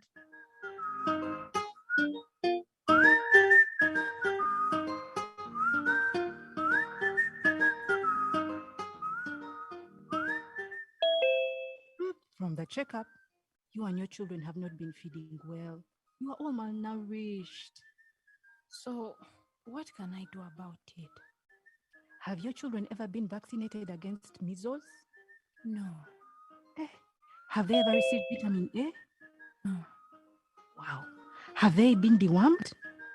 No. Then we will have to admit the children here for treatment for some time. Oh, no. I have a lot of things to do at home and other children to take care of. Don't worry, Mrs. Muse. Here at the health center, we have a nutrition unit. We can take care of the children. And by the way, this afternoon, we will be giving a health and nutrition talk with a food demonstration to the people. If you could come, you will learn a lot. Today, we are going to talk about good feeding for young children, feeding for pregnant women, and feeding for breastfeeding mothers. We shall also learn how to prepare these foods. The best food for a baby is breast milk. Babies should be fed on breast milk for 6 months.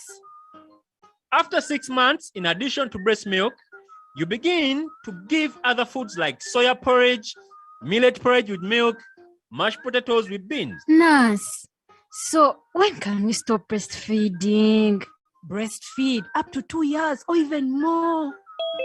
In addition, at 6 months, your baby should receive their first dose of vitamin A supplementation. All children and pregnant women must sleep under a treated mosquito net. At 1 year, your baby should be dewormed, and thereafter 2 times a year until the child is 14 years old.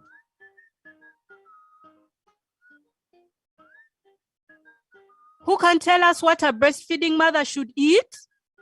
Yes, Moses. Fruits like mangoes, guavas, and bananas. Very good. Yes, Maria. meat, peas, milk, millet, and maize. Wow! Thank you, Moses and Maria. Plus, pregnant women also need to take iron and folic acid tablets to improve their blood so as to give birth to healthy babies. Well, be back, Auntie. Well, be back. Oh, it's good to be back home. Tete, how are you doing, my son? I am fine, ma'am. I have even gone back to school and we have been learning about home gardening. Can I start one here? Yes, you should, because Moses and I already have our own at home. Ma'am, can I have some seeds to start my garden? Oh, but you'll have to first ask your father first. Don't worry, Tete. Mom will get you seeds for nakati, dodo, and beans for your garden. And pumpkins! Hello, children! Look, we have a surprise for you. Here is a hen and a cock for you to rear. The eggs from the hen are good for your health, and you can also sell some to get money. Yahoo! Thank you, Auntie and Uncle. Moses and Maria, let's go make a house for them. Woman, just cook this one for me immediately. Mr. Mose. The chicken is not to be eaten now. It is to be reared to produce eggs and meat for your family. This will help improve the health of your family. And, you should also stop drinking and focus on producing food and taking care of your family. Okay? Wait, where are you going? I'm going to Tete's school for the opening. I realize I've not been a good father and husband, but I promise I will change. Can we please go together? Good morning, Mrs. Kato. You're welcome to Kapeyo Primary School. Thank you. Good morning, Mr. Okot. Good morning, class. This is Mrs. Kato, our District Inspector of Schools. Good morning to you two children. I see you are learning about nutrition. Who can tell me what good nutrition is? Yes, Maria. Come up and tell us. Good nutrition is eating a variety of foods in the right type and amount for a good health. Thank you. That's a very good answer. Could you also give us an example of a food combination that makes a balanced diet? Cassava, beans, dodo, and mangoes. Class, is that what you eat at home? Children, it is important to eat a balanced diet both at home and in school. So which of these two packages is good for carrying in food to school? This one, madam, because keeping food in this container keeps it clean and away from flies and germs. Excellent. Children, packing food in a polythene bag is not safe because there are chemicals in polythene bags which spoil the food. And polythene bags are not safe for the environment. And endeavor to remind your parents to always pack your food in plastic or metallic containers. My name is Moses and this is our school garden. We grow cabbages, eggplants, tomatoes, spinach, and pineapples. My name is Maria, and these are our cows. They give us milk, which is added to our porridge. Thank you very much, pupils of Kapeyo Primary School. I would like to highlight 3 issues. 1, parents, it's not healthy to pack food for your children in polythene bags.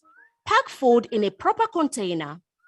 2, feed your children with a variety of locally available foods. This will enable them to grow well, be healthy, and perform well in class. 3, it is important to always wash hands with clean water and soap, especially after visiting the toilet, before eating and preparing food.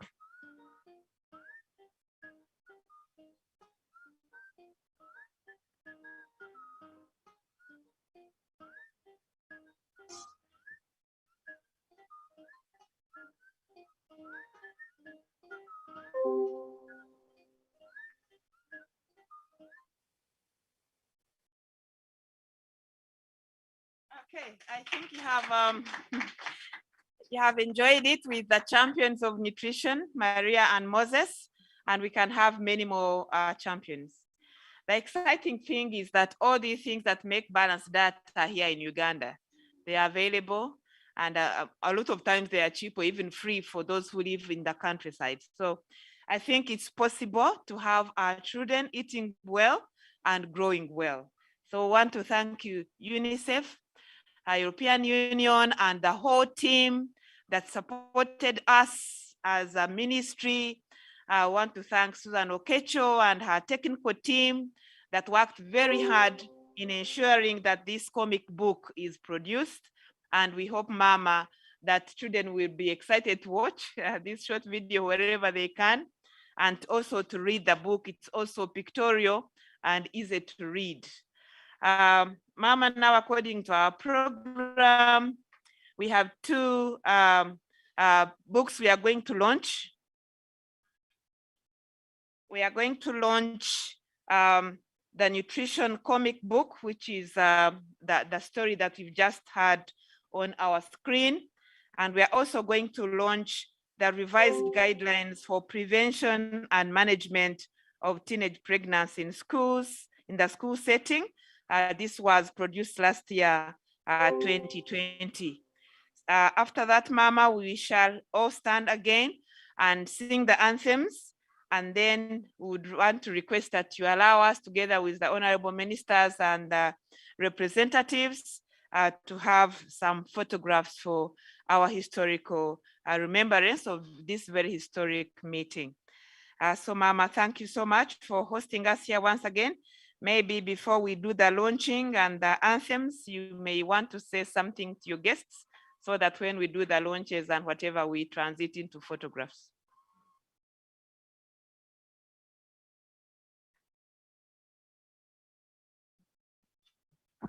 I just need to say thank you, really, for now this comic book, which is quite valuable for our communities, for our children to know what they need, what their families need, and they're now the ones going to educate their families. And so I thank you on behalf of our people, and it's a real pleasure for us to now launch this comic book today in gratitude to UNICEF and all the people present here today. We pray that it will be beneficial to our people to learn and to really do what it is saying. Thank you so much. And so,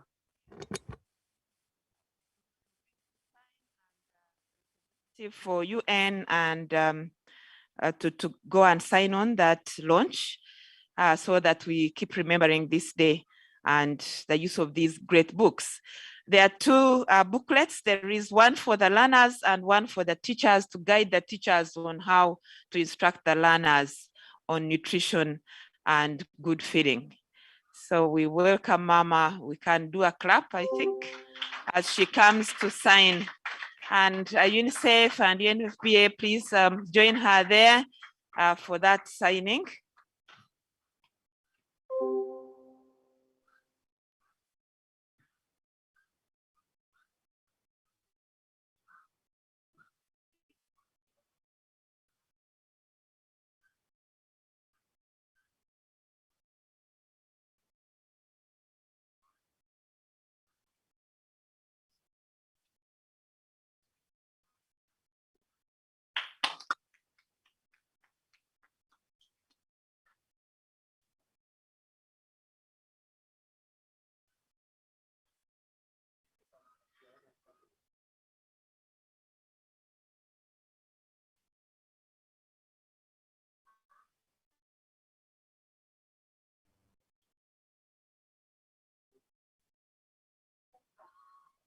Sanitizer?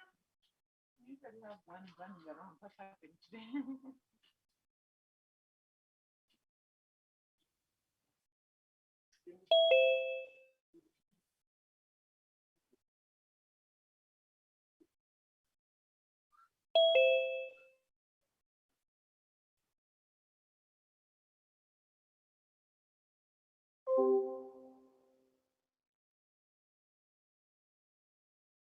I'll also request Honorable Baryomunsi to also go and sign on.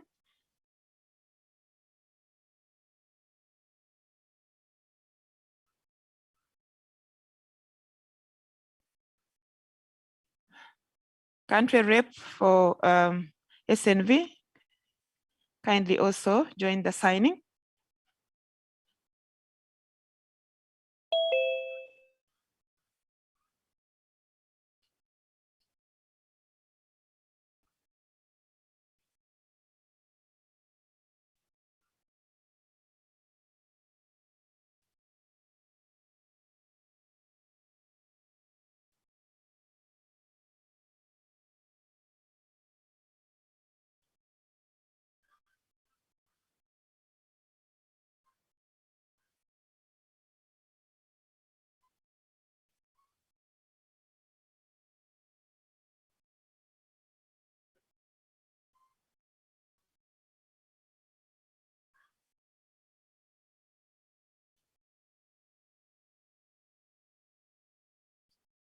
The Honorable Ministers of State kindly also join in the signing.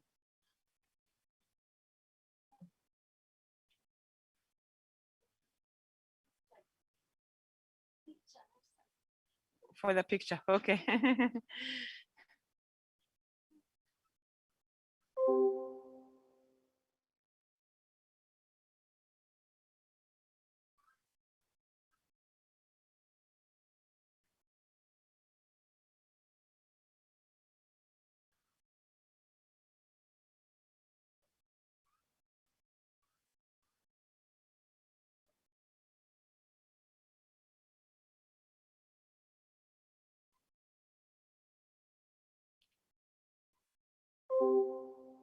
The next launch and signature is for the guidelines.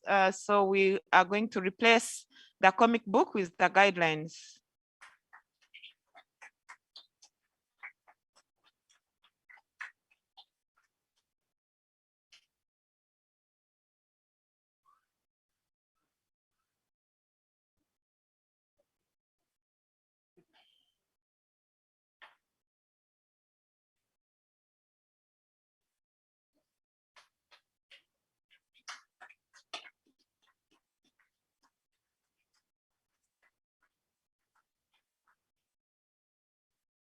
We can have the same team signing on the guidelines as well.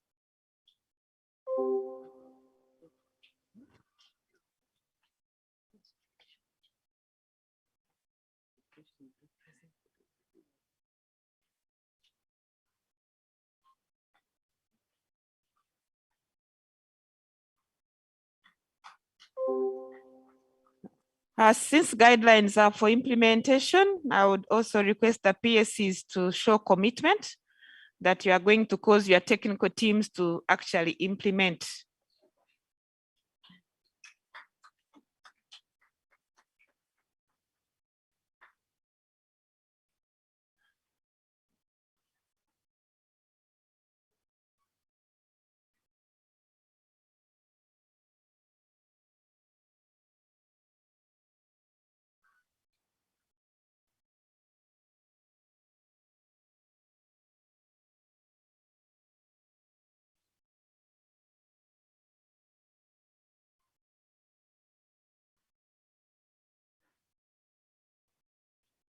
Thank you very much, Mama, and the whole team for confirming what we have discussed this whole afternoon. Can we now sing the anthem, starting with the East African anthem? We just sing one stanza of each.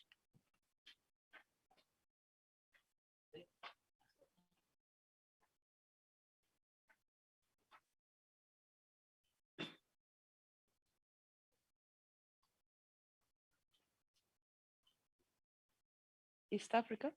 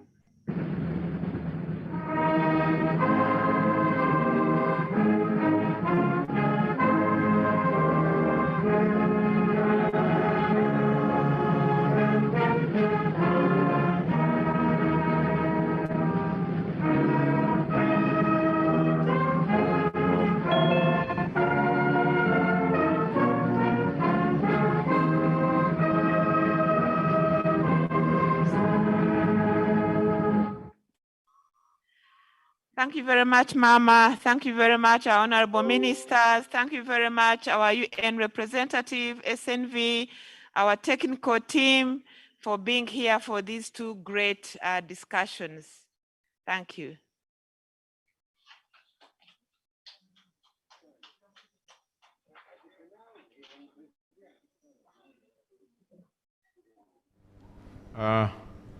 Let me take it away from them at that point. Thank you so much. Let's clap for the well done launch. We are going to take the next few minutes to have the panel discussion complete its discussion that was flowing. And then after that, then we shall go into the closing ceremony. Let me invite back Charles to come and continue with the panel discussion. Thank you very much.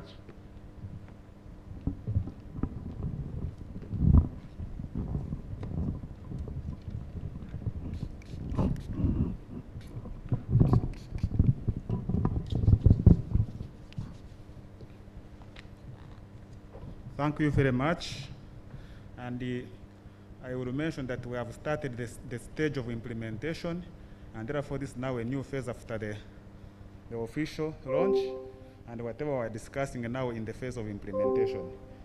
So I would want to request now the next presenter to dive into the issue of opportunities for implementation of what has been launched, and that is none other than the country director for CDI. And now that we are trying to be in the time schedule for finishing period, we need strictly not more than 2 minutes for each of you.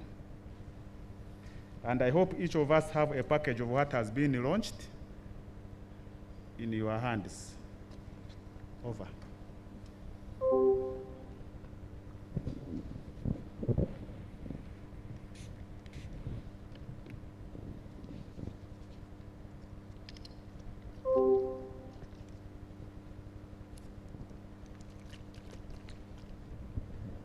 Thank you very much. I'm Dr. Joko Fulgencio. I'm the Executive Director of CD. And I've been asked to contribute to the opportunities for strengthening food and nutrition programs in primary schools, in schools. And I would say that there are quite a number of opportunities. One is the fact that there is government goodwill in this area. And that is shown by the number of studies, the number of assessments, and the number of guidelines and standard operating procedures that have been developed, so which can provide a framework for guidance for all people who want to engage in this kind of activity. So that's one. Number two, we have the goodwill. We have worked with the parents, PTAs, and the school administration. They are quite interested and they have the goodwill to see that this school feeding program works amidst the challenges that they have. A good number of them, I would say, have that interest. So that's a good opportunity that we have to have this thing roll out. And the other one is about the pilots that have been done by various players, SNV, CD, and other programs. They have already gone ahead to pilot and to test quite a number of models, which are there and available for improvement and replication with varying results. So we can pick here and there to see how we can increase and get out the best ways to have this school feeding program work. And of course, we've got that there are networks, a number of networks who are already working on this. And these networks are willing to provide synergies in as far as this one is concerned. So we can build on the networks that are already there to support the efforts which are going on. The other one is about the fact that Uganda is endowed with food. We have food, we have good climate, we can grow these foods that the children need at the schools. So that's a very good opportunity that we need to explore. If it were in a country where we cannot produce food sufficiently and it's under distribution all the time, you can say that this program would be difficult. But we have the good environment and we can grow. And moreover, number 6, there are quite a number of government programs that are supporting production at the farm level. And so if these programs are supporting production at the farm level where the farmers are found, we can tap into these programs, agriculture cluster support programs, the OEC programs, and the other programs that produce food. Now we have also the parish development model that is going still to focus on production, processing, storage, and so on and so forth. All these are opportunities that should not leave us behind when we are trying to mobilize for the school feeding. And lastly, I think this program provides for opportunities for good resource mobilization. In my organization, when we are doing this model we have talked about, we approached quite a number of donors that have got a soft spot for children. So we are working in an area that has a soft spot for children, and we can use it for resource mobilization for this program. I also see that it is cutting across a number of ministries. I don't know whether this one is an opportunity or a challenge, but we could also use it as an opportunity where the respective ministries can come up with resource mobilization to see the components which they best fit to support these feeding programs, health, sanitation, and so on and so forth. Thank you very much. Thank you very much for that insight, and I will immediately call upon the Kao Wakiso to dive into readiness for implementation. The PSCs have signed and committed. What are we going to do to implement in addition to what we have been doing? Thank you, Bwana Kao.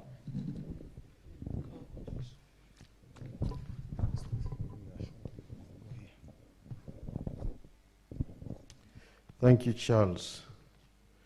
I think you gave me the easiest opportunity. One, having been part of the SARA initiative, this is not very different from the SARA initiative, where we used comic books and videos to promote girl-child education. So Uganda is not getting this as a new initiative. Two, having been a teacher and a teacher trainer to that, one good big quality of a teacher is the ability to be creative and adapt. I think you are only adding on the ability for creativity for teachers. On the other hand, outside the school, today the coverage of TV and media has grown. It's not like it was in the past. So I'm sure this is going to find a fertile ground in Uganda. In other words, we are ready. Do I need to add anything? Thank you very much, Bwana Cow. And I also still want to recognize the presence of the cow Arua in the house. And having said that, and that insight from the cow Wakiso, which has almost the number of the population is almost covering 20 districts. I call it upon now Samali Namukose, Assistant Commissioner on Nutrition, as we move to implement nutrition in schools and food security. What is the role of Ministry of Health in taking this forward? Thank you very much, Charles. I've been already introduced. My name is Samali Namukose, Assistant Commissioner, Nutrition Division, Ministry of Health. Let me start by congratulating ourselves for launching this book. It has been a long way, but we are happy that we have it launched today. As far as the role of the Ministry of Health is concerned in the promotion of food and nutrition in primary schools, I want to say that many of our roles have already been mentioned in the video clip that was played, but just to emphasize that as health, we shall continue to work with the education sector to continue to review the guidelines. We were part of the team that worked on the school feeding guidelines. I think where there is need to review, we shall continue to review and finalize it. We also contribute to social behavior change communication, development of the materials and messages that promote good nutrition. We shall continue to work with the education sector to make sure that these materials and the messages are developed. And I'm happy that the comic book is here. It will do, it will go a long way in sensitizing our children about good nutrition practices. As the health sector, one of our roles is to conduct awareness campaigns, notably during the World Breastfeeding Week, and we have partnered with schools to ensure that we promote breastfeeding. I want to mention that we came up with very good poems that are very, very educative, and we looked at school children as channels for communication, educating the parents on the role of breastfeeding. The other area is the WASH, water, hygiene, and sanitation. We shall also continue to partner with the Ministry of Education to ensure that all these are addressed. The other one is micronutrient supplementation. We shall continue to supplement vitamin A capsules to our children. We focus on those children below 5 years, and we shall ensure that we give them all the vitamin A at least twice in a year. The other area is deworming. We shall continue to deworm our children, and we focus on those children from 1 to 14 years, and we give them dewormers twice in a year. The other one is the folic acid supplementation. We give now to the adolescent girls, considering the fact that we have a high burden of anemia. Actually, when we look at our statistics, about 53% of our children under 5 are anemic. So we shall continue actually to give iron folic acid supplementation to the adolescents. The other area that we emphasize on, of course, is the provision of mosquito nets to prevent malaria, because we know the impact that malaria has on the health and the nutritional status of individuals. We are working with the Ministry of Agriculture, Ministry of Local Government to implement the Food and Nutrition Project. And here we emphasize on growing foods that are rich in nutrients to contribute to reduction of nutrient deficiency disorders that we have in this country. That's so, thank you. That's the last, eh? Thank you very much. Okay. Yeah, thank you. Thank you, Madam Samali. I forgot to mention that while Samali previously has been writing her name as Acting Assistant Commissioner on Nutrition, but she's now full, although she has not maybe mentioned it very many times, but we congratulate you upon that. And I will lastly call upon Minister of Local Government to answer your question. And then, Susan, the focal person, Minister of Education and Sports, you take the front seat and tell us how you are ready to take on now the process. I thank you. Andrew Musoke. Then from there. Yeah. Sorry, I forgot. Okay, you. Thank you, Moderator. I'm Andrew Musoke. Andrew Musoke, then UNICEF, and then finally Susan. I'm the focal person for nutrition, the Ministry of Local Government. My question is, how will the ministry use the patch development model approach to improve nutrition in schools? I want to say that the PDM, or the patch development model, has 7 pillars. So schools can tap under each of these 7 pillars. 1, production, processing, and marketing, and value addition. So here we intend to provide inputs where schools can also benefit. We shall have value addition facilities in each parish where schools can take advantage of. And also you shall have inputs at that level. Instead of talking of a sub-county receiving inputs, now we're emphasizing a parish. In the reporting, whatever we are doing, it shall be parish, parish, parish. And you know, according to government policy, there's a school in every parish. The second pillar, Chair, is what we call infrastructure and economic services.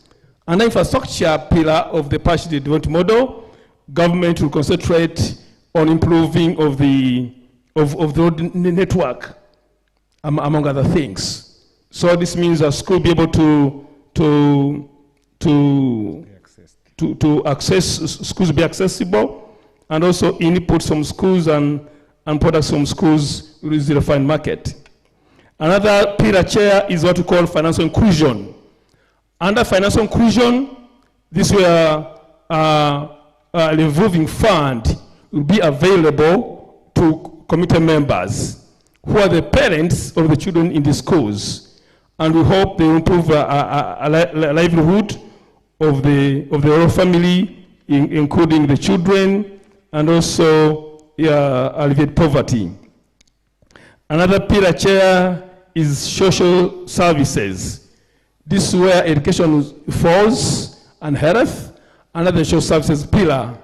So under the social services pillar, we shall have to we shall look at issues of school dropouts, teacher enrollment, performance. So under this pillar of the parish model, schools will be benefiting. Another pillar is community mobilization and mindset change. Community mobilization pillar and mindset change pillar will be led by the Ministry of Gender. Each of these pillars has a lead agency. This is being led by the Ministry of Gender. So under this pillar, for example, Chair, under the Uganda Multi-Sectoral Food and Nutrition Project in the Ministry of Agriculture, we are implementing partnership. We have been giving out seed banks to schools. planting materials in schools. And the mindset has been that government will maintain these interventions. However, when we get this pillar in action, the mindset pillar, we hope the mind of the schools will change to ensure that they sustain the interventions we have so far provided. Another pillar where schools can tap in is what we call community information system. Under the community information system pillar, we are providing iPads to all parish chiefs in the country.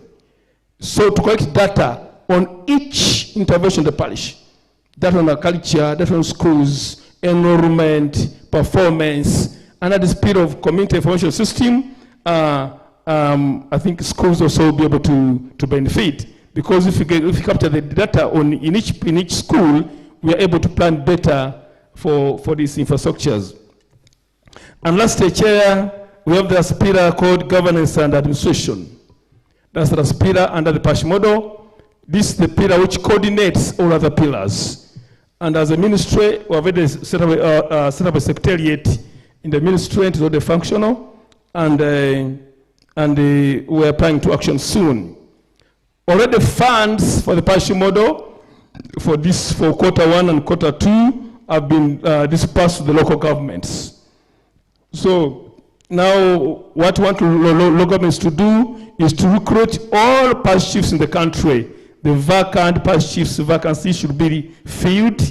That's our appeal, because the parish chiefs are going to constitute what we call the Parish Development Committee, PDC. The PDC will be a key organ to identify the needs, plan for that parish. And the Parish Development Committee is constituted by the chairperson, LC2. The parish chairperson is the chair. And then we shall have this chief, the parish chief as a secretariat. Then we shall have the parish women chairperson, also the parish youth chairperson, and the parish disabled chairperson for disability. Then shall have the chairperson, the parish chairperson for the national resistance movement, and also lastly we shall have an opinion leader. They can be from church or culture leader or civil society leader to be the seventh member of this PDC. So thank you very much. So you're welcome. Mr. Andrew Musoke, you see, I kept on I opened your discussion because that's the last mile for implementation of all the things that we have been discussing here. And I know there is another opportunity for you to mention, but at least we have had. Close to last but not least is UNICEF Program Manager, Nutrition Manager UNICEF. Take the floor and then tell us how the development partners world is strategically positioning itself to implement the food nutrition in the schools. Over. Susan, Madam Susan, the focal person come forward, because when we come here, I requisite, and then the MC will come. Thank you, Chas. I think let me start by congratulating the First Lady and the Minister of Education for launching this comic book. It's one of the biggest milestones we have in the nutrition community in Uganda here. So congratulations. But allow me also to congratulate Samaline for your promotion. We're so proud of you. Thank you so much for that. And lastly, to just recognize two of my colleagues who have been with the Minister of Education through thin and thick all the time to ensure this comic book is produced. Nelly, if you are here, can you stand and we see you? Thank you so much. And Pascal, thank you so much. I think I'll just use 1 minute. If you ask me what development partners can do and to reposition themselves for this, I would say development partners has no role to play. Our role is to support the government. So we are repositioning ourselves to the position of the government.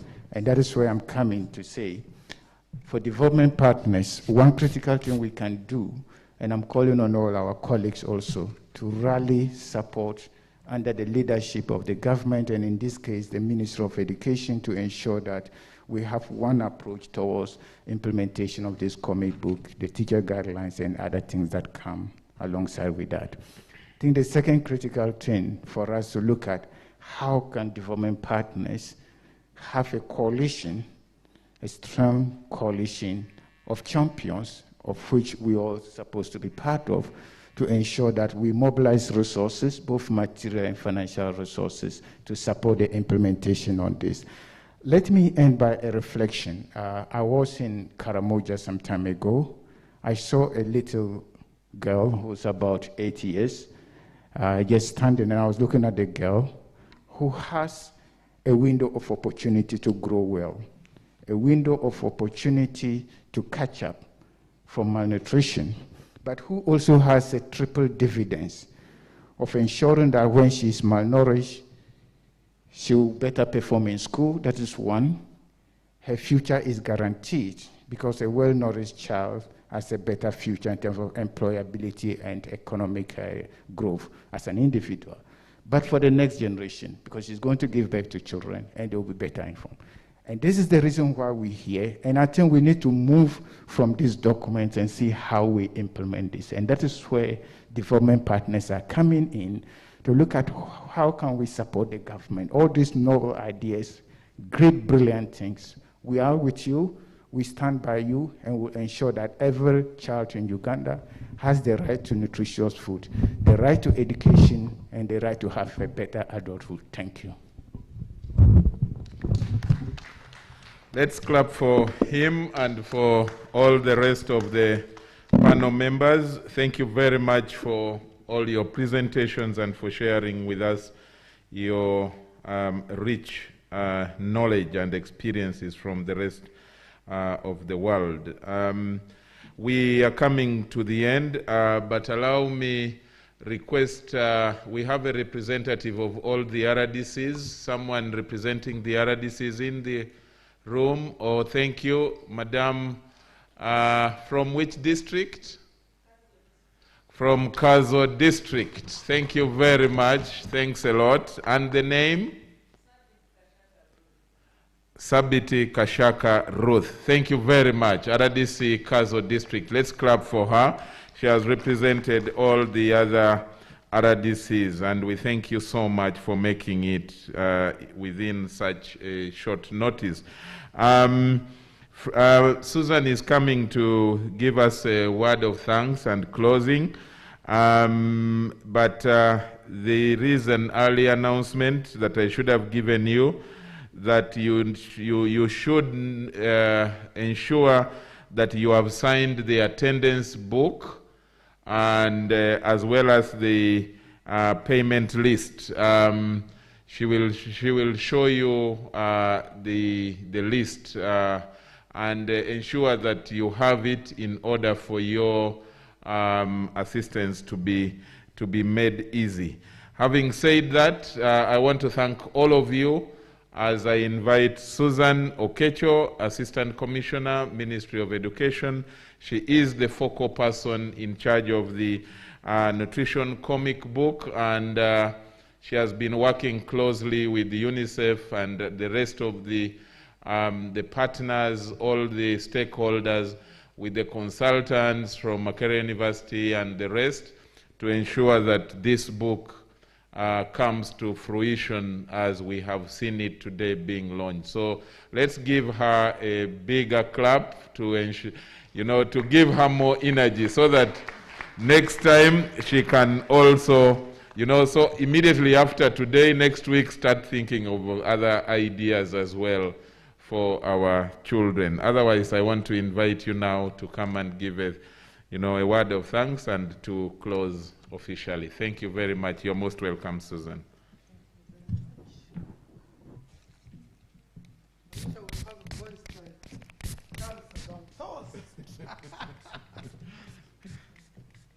Allow me to say, is it good afternoon or good evening?